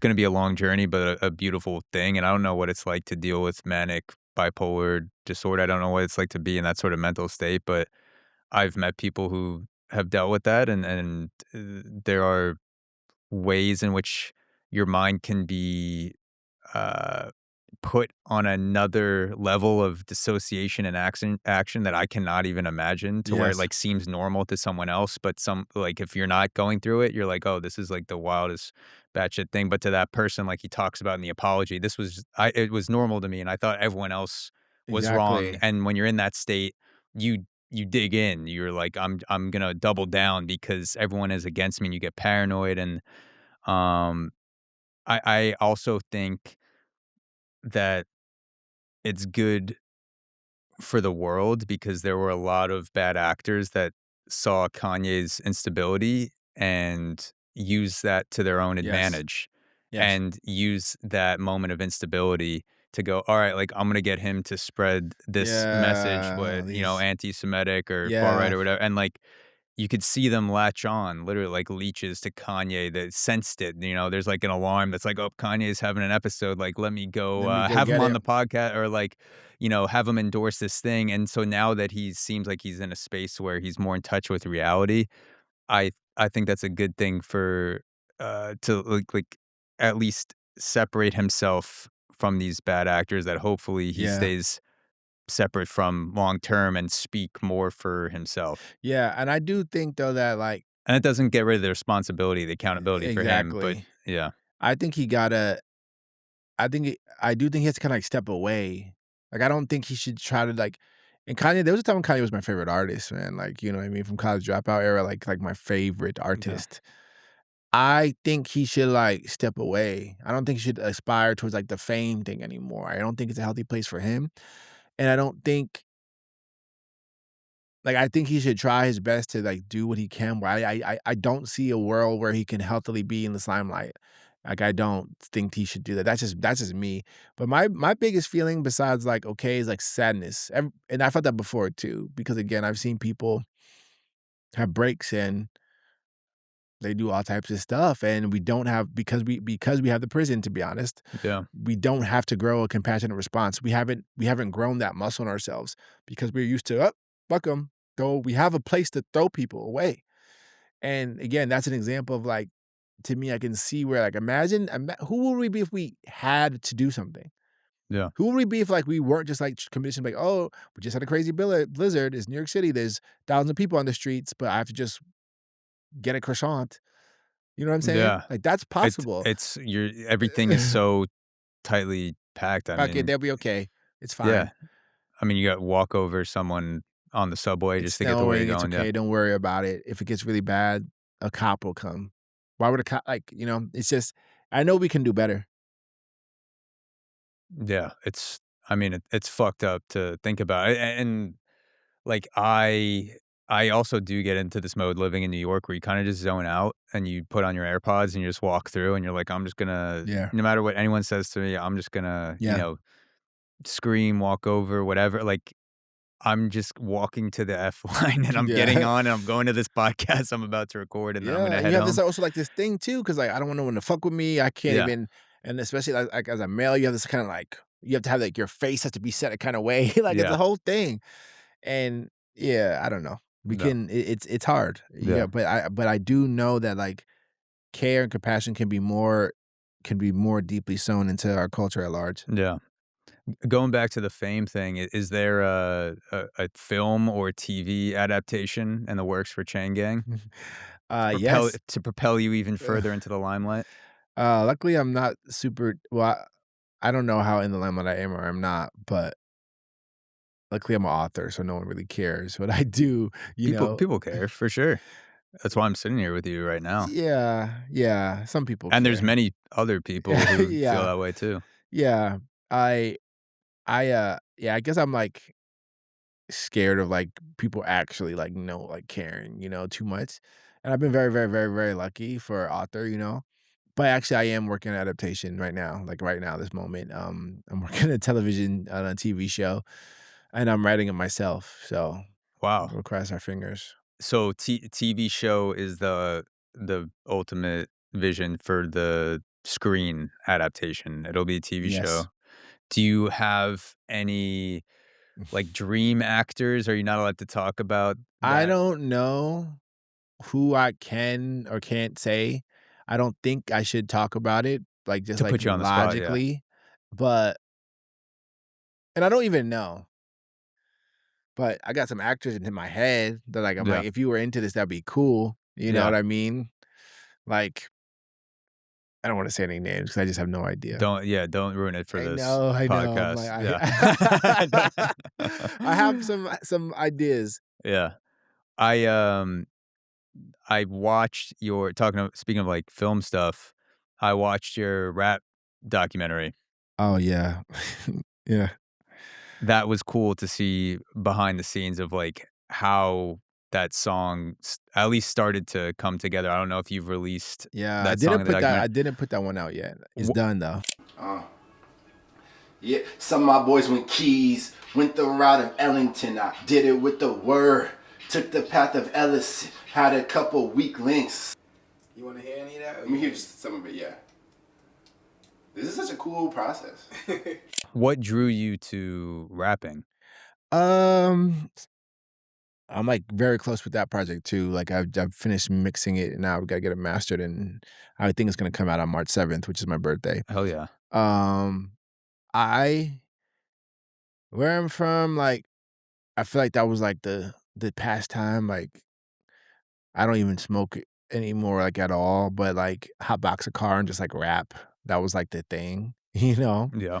And then uh I have always been a fan of like you know, you see Kendrick is in both my epigraphs. Like it's a form of storytelling that I really enjoy. I like syllable level attention in both my books and in music. And then for myself, I think what really happened was I wanted a space where I could like be creative that felt, even though I was saying that no one cares about being an author, I do understand that people do care. And it felt a little bit I I needed a place where I could be like vulnerable in language that no one would like where people would truly not care. Mm. Yeah. And if you want to find a place where people really don't care, start rapping, you know? Yeah. And Put out a song on SoundCloud. Yeah. exactly. And it got to be 100% about the process, which I recorded. It got to be 100% about like, you know, just me doing something with my friend Mike, who's an engineer and a great rapper himself, Mike Mitch. It ended up feeling just like really cool. Like I had fun with it. It's fun. This is the second I did a podcast like for the last couple of years. No one has mentioned it, but it's the second time in like a week like someone has like heard of it. So I'm like just so interested by I that. saw it because it's a video, but you posted on your Substack, Oh which is yes, where I saw it. yes I did. Yeah. I need to start putting some actual songs on that Substack maybe. But yeah, I like it. It's a place, and also there's. I think with talking about my own actual life, me, the music feels like a place where I can do that, and I don't, and it's almost actually it's actually freed me up to want to do that in my fiction now too. Yeah. You mean like putting music into Like talking about my real life in music has made me feel like, oh, I could put some of these things I've been avoiding. in your real Like life for into the example, stories? I said like I have in my real life, like I have a lot of I know I have a lot of family or like exposure to people with serious mental health issues, and I've kind of like avoided that in some ways. And by talking about that a little bit in the music, I feel like a little bit empowered to talk To put about that it in the in stories. fiction or stories. Yeah, Yeah. To use, like, layers of your personal life in the fiction. yeah, in new ways, anyways. Yeah. Yeah, Do you feel like when you're rapping versus writing, because 'cause you're bending words in different ways, like, yeah, rap it like, going off of Kendrick, like, yeah. the words that he rhymes together are crazy, and, like, Yes, the way that he speaks them and bends them and, like, plays with different voices and, like, personalities. And obviously, when you're writing on a page, you don't have all the layers of the spoken word, but you're still yes. trying to hit beats and Mhm. syllables. Absolutely. And, like, do Yeah. you feel a Yes. parallel between, like, the Yes. musicality of Yes. rapping and writing? Yeah. To me, it's just about attention. How much attention can you pay? And that syllable level attention, like I like that. And music forces you to do that, but on prose, you want to. It's totally different. Like Yeah. if you, I can tell when a writer pays syllable level attention, and that's what I aspire to. Like just being as attentive as possible. And obviously with rapping is also writing first. You have to perform it. That's almost its own art form, Mhm. which I'm less practiced in. And that's what that video like shows like me like learning that Yeah. practice. I thought it was funny when you said, I this is the first time I like the sound of my own voice. Yeah. Basically, no, last 2 days. I recorded 2 days ago. I've just been listening to it nonstop. And this is a rough mix, but it just feels dope to see it and be able to play with it and to not cringe at hearing my own voice. I hate listening to my own voice. Usually, The my least favorite thing to do in the world is edit my own voice And you have to for do that podcast, a and I have to lot. do it all the time. But when I fucked around with my friends who make music and I'll rap and they like put filters on it, and it actually sounds Yeah. cool. Yeah. I'll like catch myself listening to a verse, just like some silly shit that I recorded. Yeah. But I'm like, oh, I don't hate my own voice right now. This is actually pretty cool. I listen to myself all the time now. I think it has to do with, yeah, like the filter, like we all hear ourselves deeper than we hear ourselves a little bit deeper than we actually are, right? I think that's Mm, how it goes. So we don't hear ourselves exactly right because like we're the projector of our voice. yeah. And I feel like with Mike, the engineer, he he gets it to like what I think I sound like. And Mm. and something about that has been a really, really cool experience. But yeah, I feel a lot of like synergy or whatever between writing raps and performing them and writing stories. Is there a sentence that you've written that you consider like an all-time bar, almost like a rapper that dropped something in the studio and you're like, Mm. that is gonna anchor the song? Like, do you have a sentence that you've written where you're like, damn, that was like There's like so it's different, right? Because there's like logical ones yeah. where it's like that is like the story's like thing.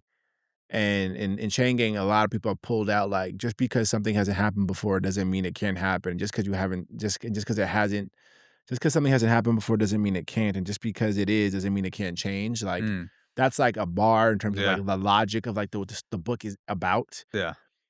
But I have way harder like sonic bars. It'd probably be something. Oh, Simon Kraft says something like, and I has I think I'm thinking it's coming to my head right now because of um I mean I have so many that are coming to me now, but okay, in Friday Black, the story Friday Black, Mhm. there's a part where the guy he's been in that story, the shoppers are like zombies, they're Yeah. rabid, and he goes, he goes, um, I was bit by a something something. Then he goes, a sickle, half circle, my lucky Friday scar. And I remember being like, Mm, that's such a like yeah. sickle, half circle, my luck, like, and that's like, you know what I mean? Like Yeah. that just felt so nice. And the scar is very important because he's been bitten by whatever. But the sickle, half circle, my lucky Friday scar. I remember being like, oh, I'm cooking right now. Yeah. And You're like, I'm done for the day. yeah, I'm and gonna coast on that. also it's hard because some voices are way more inflected than others. Meaning they have a lot more like, they're more like emotionally charged with like the character's like personality. There's a character named Simon Kraft who talks like he's unwell a little bit and Mhm. he's like very dramatic and he's like in solitary confinement. Yeah, at one point he goes, He's the uh, one that was in silence for a while, no, right? that's Hendrix Or Scorpion Hendrix, singer. yeah, yeah, He's okay. the most lyrical writer I've Okay. ever. If I had his stuff in front of me, I would say him. He's the most lyrical like sections I've ever written. But what's coming to me right now is Simon Kraft, where he's like, Um, I am Job, no, Job pities me, something like that, like, Okay. there's those sections are, like, sort of bar heavy. Both Simon Kraft and Hendrix Scorpion Singer Young have ton of, like, Yeah. musicality. Didn't you say maybe I'm confusing the characters. You, originally had Simon and Hendrix as the same Yeah, person, and then they kind of, like, I split apart? did, 'cause I knew from the beginning I wanted to talk about solitary Okay. confinement, but I was like, "Man, Simon is a little bit too, like." I just know how people read the, like, sexual assault and rape versus, like I could just I got to know Hendrix and I was like, "That's not him." Yeah. I could see that that wasn't his character, So and the energy kind of split so it off. had to be somebody else, Yeah. and then I was like, "Oh, this guy, Simon is that guy," you So know? did you decide, so did you have a number of characters in mind that were gonna No. be the main characters, or does it kind of work like when you have a different type of energy that starts splitting off, when it starts happening enough, you're just like, "Alright, I'm just gonna make this another Yeah, person." yeah, Yeah, okay. yeah. Well, I guess another way of more than saying they were the same person, it was like I didn't know I was gonna like you just said, I didn't know I was gonna need a fourth sort of main Mm, voice until I got to know Hendrix a little bit more, and I was like, "Oh, that's not who he was." I understood him more by writing him, and then it mhm, was like, so it's not exactly that they were one character, but it was that there was one character that I thought would be the only like other voice, main voice. There's four probably main quote unquote voices. yeah, It's Hendrix, Simon Kraft, Stax, and Thurwar, and I think I didn't know I was gonna need Simon Kraft until I had gone a little bit into Hendrix, Scorpion yeah. Singer Young. I'm gonna stalk a little bit more of your Substack as we start to end off. You recently shared a quote by Thelonious Monk on one of your Substacks. "The genius is the one that is most like themselves." How do you become more like yourself? Um, you gotta, for me, spend a lot of time failing to be other people. You know, Mm, most writers have a period like this. I have a period where I'm doing fake Dennis Johnson, where I'm writing fake Juno Diaz, fake George Saunders. And eventually you start to understand like what it is that makes you feel like interested, what's your particular like garden of truth. Like I got that phrase from, I'm forgetting his name now. He did Sound of Metal. And I've been thinking a lot about that garden of mm, truth, like the collection of your lot, the things that have happened to you that make you you, like all these experiences, like what are those things and what do they congeal to? And I really feel like the AI thing is really so detrimental because it makes people skip that. It yeah, makes people go pull from this generic garden of truth as opposed to theirs because there's like something really important and magical in you. And part of finding your genius is believing that. Like I have total trust and faith that in my person, like there's like an incredible story if I'm willing to pay enough attention and be focused enough and be attentive enough. yeah, So it's to me it comes from failing to be others and learning to like embrace parts of yourself that maybe at one point you thought were like cringe or not the best and refining yeah. them. No, I mean, I've definitely been guilty of that, especially my first couple years of podcasting. We were talking before we started recording. Yeah. Like, I gave myself this prison of rigidity where I would take things that other big podcasters have said, and I'm like, I need to do this. Like, I got to structure episodes like this, and Yeah. it's almost like become a fake version of them. And then it also makes me think about stand-up comedy. There are like when people imitate bigger stand-up acts, like more well-known Yeah. stand-ups with their own voice, they call them children. So, like, one Mm. of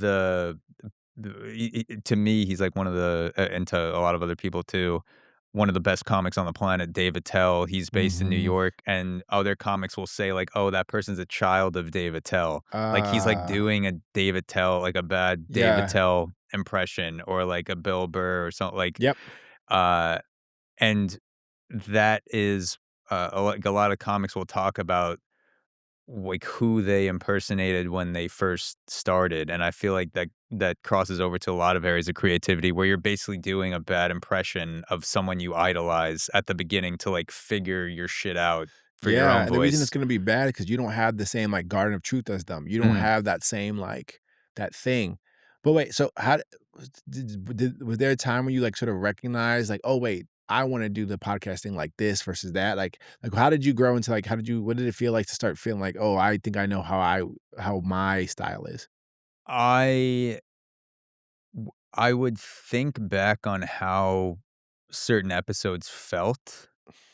In And doing it or, like, in yeah, like, watching doing it? it in the moment. Like, I Yeah, would yeah. finish recording an episode, and I would feel just something off. It wouldn't be a concrete thing. I'd Mm. just be like, "I'm doing it this way, and it's kind of working, but maybe I don't have to write everything out." Like, I used to write out more Oh, things and yeah. in notes, and that would be something that I took from someone else where, like, they had 5 pages of notes on the table for a podcast, and, like, I was like, "Oh, I gotta do, like have everything written out and, like, all the research," and, like, I felt myself cutting off more interesting parts of the conversation that I couldn't have accounted for because I'm like, "No, I gotta Ah, stick you to, on like, script. the topics," where now I I have certain set things that I come in with, but if I don't get to them, I just have the mindset now that it's more well, that just means the conversation was more interesting because I didn't wanna get to those things, or Yeah. we went to other tangents that I couldn't have even thought of because a conversation is a living thing. So, just, like, moments of feeling off and not quite knowing why, and then thinking about Yeah. it, just, like, being willing to experiment, like, Mhm. being more playful, not taking it so seriously. That's big for listening us to too. music before podcast. Like, I come from an athletic background. Like, I played college baseball, grew up my whole life playing baseball, and Uh, I would always try to like overly lock in before a game. Like, don't talk to me, don't say shit to me. I like yeah, if like don't and that kind of leaked over into the beginning of podcasting where I was like, I gotta, have this strict like 30-minute prior preparation and like do this yeah, and now I'm just like, I'm just gonna listen to some music on the subway and like maybe we'll have a drink, maybe we won't, like yeah. whatever. Like just know that the preparation is done and just be more playful in the moment, I think is a big one. Yeah, I think that experimenting and play is a huge part. That's like I would say that that's a huge part of like finding out who you are because Yeah. you have to let go of some of those other people and just try things and have fun with it a little bit too. If you're doing anything that's even somewhat creative, that's really big. And yeah, you definitely were prepared for every possible drink outcome too. Like, Oh so yeah, yeah, you were very I'll take a flexible. photo of I'll put it in here the champagne You were Pellegrino very flexible. whiskey. Just I like to be on the same level as the guest. So if the guest is like, oh, let's get a little bit lit, I'll get a little bit lit I'm like, just let's get to lit up even these even out the vibe. Pellegrinos, man. 100 I'm percent, pretty boring. 100%. I mean, it's we'll off camera maybe we'll have a chugging contest with the whiskey after this. Um, you mentioned AI, which was one of the things I wanted to Yeah. ask you because this is such a prevalent thing across all different forms of creativity, writing, movies, podcast, like anything Yes. that requires creative input. What do you think about the future of creativity with AI? Like, do you think it will retain humanity and use it as a tool? Do you think it'll eventually take over? Like, what have you seen with your own experience with AI crossing over with creativity? Um, try not to be again. I'm trying not to be too get off my lawn and doomer. I also teach, right? Mhm. So I also teach college students. I'm sure you see a lot of ChatGPT Luckily, not shit. my students, because my Yeah. students want to be writers, and the whole point is like to get your own essence. Yeah. But I hear from a lot of professors who teach other things that it's a really, really big problem. And who knows? I think I don't see it in my classes. Maybe it's coming, but I doubt it because it just doesn't feel that way. Um, I feel really, really, really scared, and I'm talking about the creativity part, not Mhm. just the implications on the world level and like our water levels and all this Yeah. stuff, which I care about a lot. But I'm just talking about the creative part. I think it's an atrophy. We talked about earlier today, like the passive sort of existence versus active. To me, I feel really afraid of not only the existence of passive avenues of life, but like the quick, immediate adoption of them too. And so what I feel most worried about is how willing people are to enroll GPT into their lives. I think how many times we have to learn that these tech whatevers are like just like doing some like kind of bullshit that is not going to be helpful before Mhm. like it becomes like okay maybe we should be how addicted to our phones we have to be, you know what I mean? Like Yeah. I find some fear in that. In terms of like creativity, I don't know if I know a single creative person. Maybe that's not true. A writer. Actually, that's not true either. I know like a couple writers who use it in pretty interesting and maybe useful ways. One of them uses it for like translation purposes. English is not their first language, and I Mm. can understand that. And I think that that person's actually a really great writer. And I know another person who uses that as like a brainstorming thing, and I find that to be less honorable to me. Mm. Like Uh, for like basically using them as a writing pitcher. Like I'm yeah, gonna pitch you ideas. exactly. Okay. I think that brainstorming is a part of what I do as a writer. I find it very scary when people just are willing to sell their expertise to the machine. I think that in terms of for creativity, I feel afraid of when there start to be AI written books on the shelves. I am really interested in I also don't like the fact that they've stolen from me specifically Mm. and many other authors to even be able to get to do those. I know that for a fact. I'm on these like settlements, Yeah, I my was gonna books are say there's like listed. a lot of active lawsuits going on with that My right now books with are music listed. artists, authors. Yeah, they're Yeah. like, "Oh, here's $3,000 for stealing your life's work," and I'm like, "You can suck my dick." Yeah, Sorry, I don't know if that's allowed, but yeah, I don't it is. like, um I find it really scary. Because again, like the goal isn't to like being a human is the point of this stuff. Like that's what art is, you know? Mm, And I find it I find it like totally antithetical to like totally opposite of what we're trying to do, but also I find it foolish to embrace the technologies of people who you could just know don't have your interests at heart. So I find it doubly bad, and I'm anti in every way. I've never ever used ChatGPT for a single inquiry ever once. So maybe you could say I'm ignorant for that. The other day I was trying to search. I was trying to find. I talk about the art of fiction. mm, I was trying to find the exact language of a section from the art of fiction, which is there's a prompt mm, that says, um, "Describe a lake as seen by a man who just committed a murder, but do not name the murder." It's kind of a famous prompt. mm, And then the part that's like, let's say that's A, and B is like, describe a lake as seen by a woman who has just left her like cheating, mean, grouchy husband, or the husband just died, mm. but do not describe the death. Don't mention the death. So you're describing the Just a lake? lake, yes, right? Okay. That's the prompt. And I put describe lake, I put the language of that prompt and then to Google because I was trying to find the actual Mm. sentences. But I guess Google's also, I guess, It has the ChatGPT. AI, yeah, like their own Gemini Yeah, before so all the it search. actually Yeah. pulled up, it did it. It did the prompt. Mm. And so in some ways, that was my first time ever like generating a a thing. Yeah. And I found it was great, but I was like, "But I don't give a fuck," because who w it's generically great, and it means it's not connected to anyone. It's, like, technically really solid, and I was actually I'll be honest, I was surprised with how solid it was.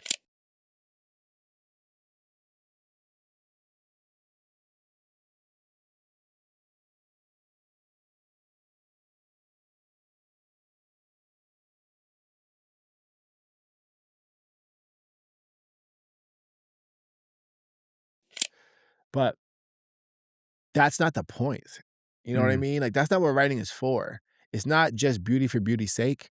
It's not just aesthetics for aesthetics' sake. Like, the point of writing is to like, grow I mean, it's to see how, like, that artist, like, create something, like, Mhm. make something impressive, do something impressive, challenge yourself. For me, it's also a big part of the challenge of it was completely without any challenge, it just made something that was stolen from people like me. So but it was interesting because I accidentally, like, created my first ever, like, Yeah. prompted sentence. And you thought it was like, if someone submitted that in class. I would be like, "This is beautiful." I would be. I can't act like I wouldn't be, like, it wasn't bad, it was not. I would say this is beautiful, but you cheated yourself. Yeah. An example I could say is this, like, okay, you go to the gym, right? Like, I can get a machine to go lift 200 pounds or 300 pounds, but, You're not getting anything out of it. you Yeah, know? I mean, that's something that I'm struggling with because I do use it for research, like compiling different Yeah. sources and, Yeah. like, getting things together. It's very helpful for that. I still like, when I play around with it just to see, like, what the capabilities are, Yeah. I think the finished ideas are trash for the most part. Like, Yeah. almost all if you say, like, "Write a sentence about this," or "Give me an idea about this," the the finished product is, okay at best and Yeah. usually shitty. The thing that I've felt that at times the LLMs like ChatGPT has gotten me to places that I wouldn't otherwise have been able to get to is when it gives me, like, let's say I'm, like, struggling to verbalize a question that maybe I wanna ask, or, like, just something that I'm writing out for Yeah. myself, and I can't figure out the angle, and I'll say something like, pitch me basically 10 other ways to do this, and then 8 of them will be shitty, Yeah. and 1 or 2 of them will be good to okay, but then the one that's good to okay makes me think of something else that Yeah. it's kind of like I, like, stepped Yes. over it. So to use the benching analogy, Yeah. it's not like I'm having the ChatGPT lift the weights. It's more Pick up. like on the last rep, like maybe I only get like halfway, and then 2 ChatGPT is fingers. like, yeah, literally like a spotter in Yeah. a way. And I don't know if that's right or wrong. And I completely understand your gripes with it as someone who makes a living as a writer, where the people who created that are just feeding your work to it to train, and then The research part is a little yeah, I don't use it for research, but the research part is a little different to me. Like like, if I'm really into, like, getting my peer-reviewed articles, and if I get a some like, if I think you should just read the abstract of the peer-reviewed article, but, like, I understand if you have 10 peer-reviewed articles and you're trying to get, like, a quick meta-analysis of those 10 articles, like, I can see how that could be really useful. Excuse me. For me, it's all about, like, what is, like, the goal of what we're actually trying to get to? yeah. And I've heard a lot of, like, lawyers say they use ChatGPT similarly. People have gotten caught in courtrooms with ChatGPT, I citing cases that don't even exist. That's another thing. But I'm even Yeah. leaving out for because to me, like, you were talking about some of them are good, bad. I say leave out the good, bad. My thing is, like, what is because say, okay, like, my feeling won't change if 10 out of 10 are great of the Mm, suggestions. Like, my feeling won't change if that were the case. Because to me, it's not about, like, the fidelity of the thing. It's about what are we trying to do? Like, that's how I feel. Like, I don't think fidelity is, like, our issue in mm, life. It's same thing, like, I don't think that we can't build tall enough towers. Like, I don't think technological limits are what are holding back humanity. I mm, think it's moral ethical issues that are holding back humanity. I don't think we need a faster this. I don't think we need a taller that. And, like, I know this is, like, sort of, like, maybe anti everything. I don't think we need to go to Mars. I think we've done that, like, those kind of technological growths in spurts, like, a lot. I'm interested in, like, when do we have our more ethical, like, sort of, like, renaissance? Like, when mm. do we have that happen for this generation? I have no doubt that GPT will eventually be like I said, the examples I saw were great. I would tell him that was great, Yeah. but I don't care because I don't to me, anybody I could make anybody write a pretty sentence. The thing you're doing is I can't make anyone put their heart on a page. Like, Mm, that's the thing. Like, I've seen pretty sentences, like, before, you know? Like, okay, I can make a ChatGPT image of some person standing on point and dancing for a million years, and it will look aesthetically great, but who gives a fuck? yeah. Like, to me, it's like, what is the point? We're interested in our observation of a human being doing that thing. Like, that's how I feel about it. So, like, I feel that in general, like, art's really interesting because we're, like, a little bit outside of the general way of, like, being like, "Oh, let's just make a faster car, and let's make a faster car." To what end, you know? Mhm. I can easily see that. I can also see someone else saying, like, "You're an asshole, like, we need to make a faster car because that would make it easier to make this kinda medical blah, blah, blah, or whatever." So, I'm not against, like, growing technology, but I think that the, like, fidelity of ChatGPT is, like, 0% my issue with it. I think it's training us first off, I'm still caught up on the, "Oh, they stole it, but it's fine," 'cause, like, I'm not okay with that Yeah, part, yeah. number 1. But besides that, um, what are we, like, growing ourselves into? And maybe not right now, this second, and I think there is gonna be, like, thoughtful people like you who are using it in ways that are great, and don't get me wrong, like, I've I don't know if it's great. I'm still on figuring that out. Lightroom, like, that the AI way they remove something from the background, like, Yeah, do I feel is that how should I feel about that ethically? I don't know.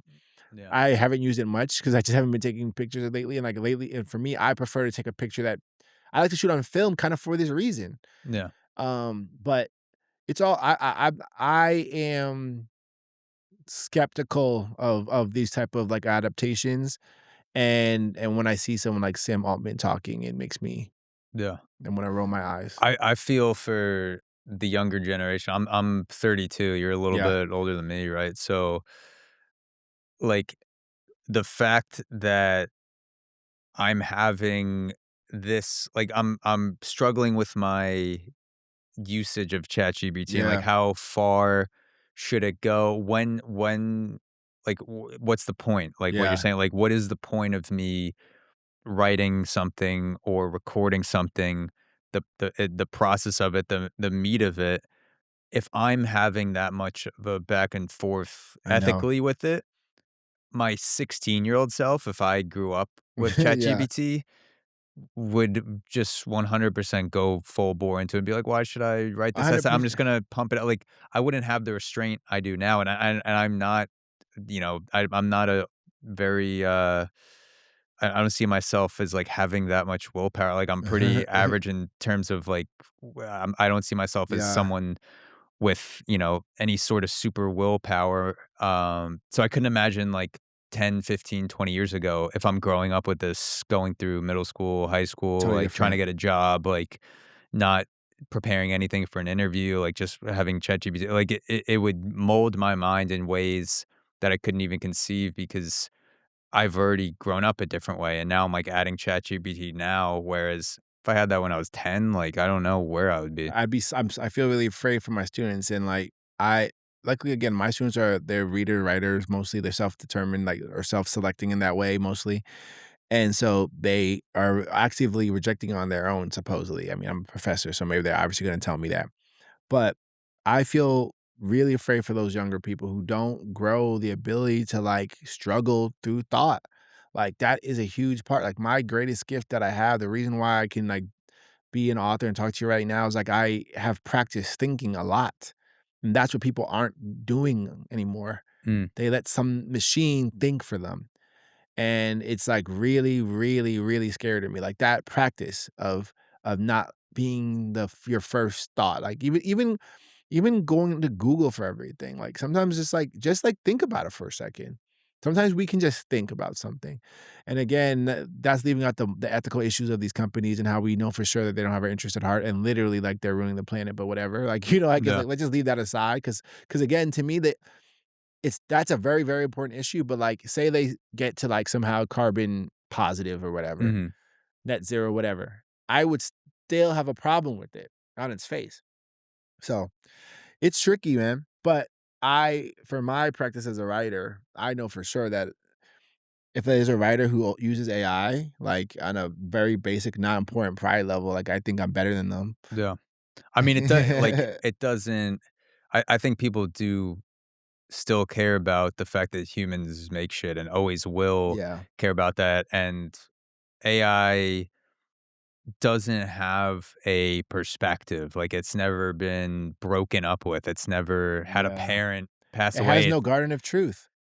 Yeah, so but it can generate an appearance of that, but it will never Exactly. come from a real place of experience, at least, not, Not where we're yet. at in this conversation. That's a whole 'nother I know. part too, but I wanted to end off with, before we get to where people can follow you, check out your work, I wanted to ask you, do you have a must-read book rec and a must-watch TV or film rec? Um, Anything that comes to mind. what's my must-read book? That everyone hasn't already read. Um, and TV too. Tough, tough, tough, tough, tough, tough, tough, tough, tough. I'm gonna just do easy ones because it's easy, and I don't want to panic. I'll do Full Metal Alchemist is my anime rec. It's a great show. Mm. Brotherhood, Full Metal Alchemist Brotherhood. What is it called? Full Metal Full Alchemist. Metal Alchemist, okay. You don't know Full Metal Alchemist? No, Oh, I'm putting you on. You're that's welcome. good, that's a personal Full rec for Metal me. Yeah. Alchemist: Brotherhood. It's an anime. And what's a must read? I had to do a podcast like a couple days ago, and I was talking about like what your comfort books are. I always like to have the book The Prophet by Khalil Gibran like in my Mm, house, but that's not like that's a little too like woo woo. I'm trying to give someone a real regular book. I'm reading a book right now. I'm not even done with it. I could put it on this list. It's called A Visit from the Goon Squad by mhm. Jennifer Egan. Really beautiful book. And I love that one. And it's been like a really good experience reading it, and I'm really interested in like the structure of it. It's like interesting structurally. It's a novel, but it reads like a short story collection as well. And then maybe Milk Blood Heat for those who haven't read it Mm. by Dantil Monez. Milk Blood Heat, Milk great, Blood great, Heat. great story collection. And what was the one before that? Visit from the Goon Visit from the Goon Squad. Squad. That's a And Pulitzer Full Metal Prize. Alchemist. Yeah, and then Milk Blood Heat by Dantil Monez. And where is the best place for people to check out Chain Gang All Stars, follow your work, Substack, Twitter, all that stuff? I'm gonna put this in the intro as well, but it'll be linked to wherever people are listening or watching this. I should be better at this, right? I'm like, where do you see me? Like, if you see me on the street, maybe. No, Yeah. I think what's my Instagram? King_NK, like Nana Kwame. So King_NK is my Instagram. I'm on my Substack is called Wisely. Mhm. While I Still Love You, WISLY. And other than that, Chain Gang All Stars is in wherever you buy books. But ideally, you'd buy from an independent bookstore because you're a good person. No, thank you so much. Thank you. This is great, man. This was awesome. Yeah. Yeah. All right.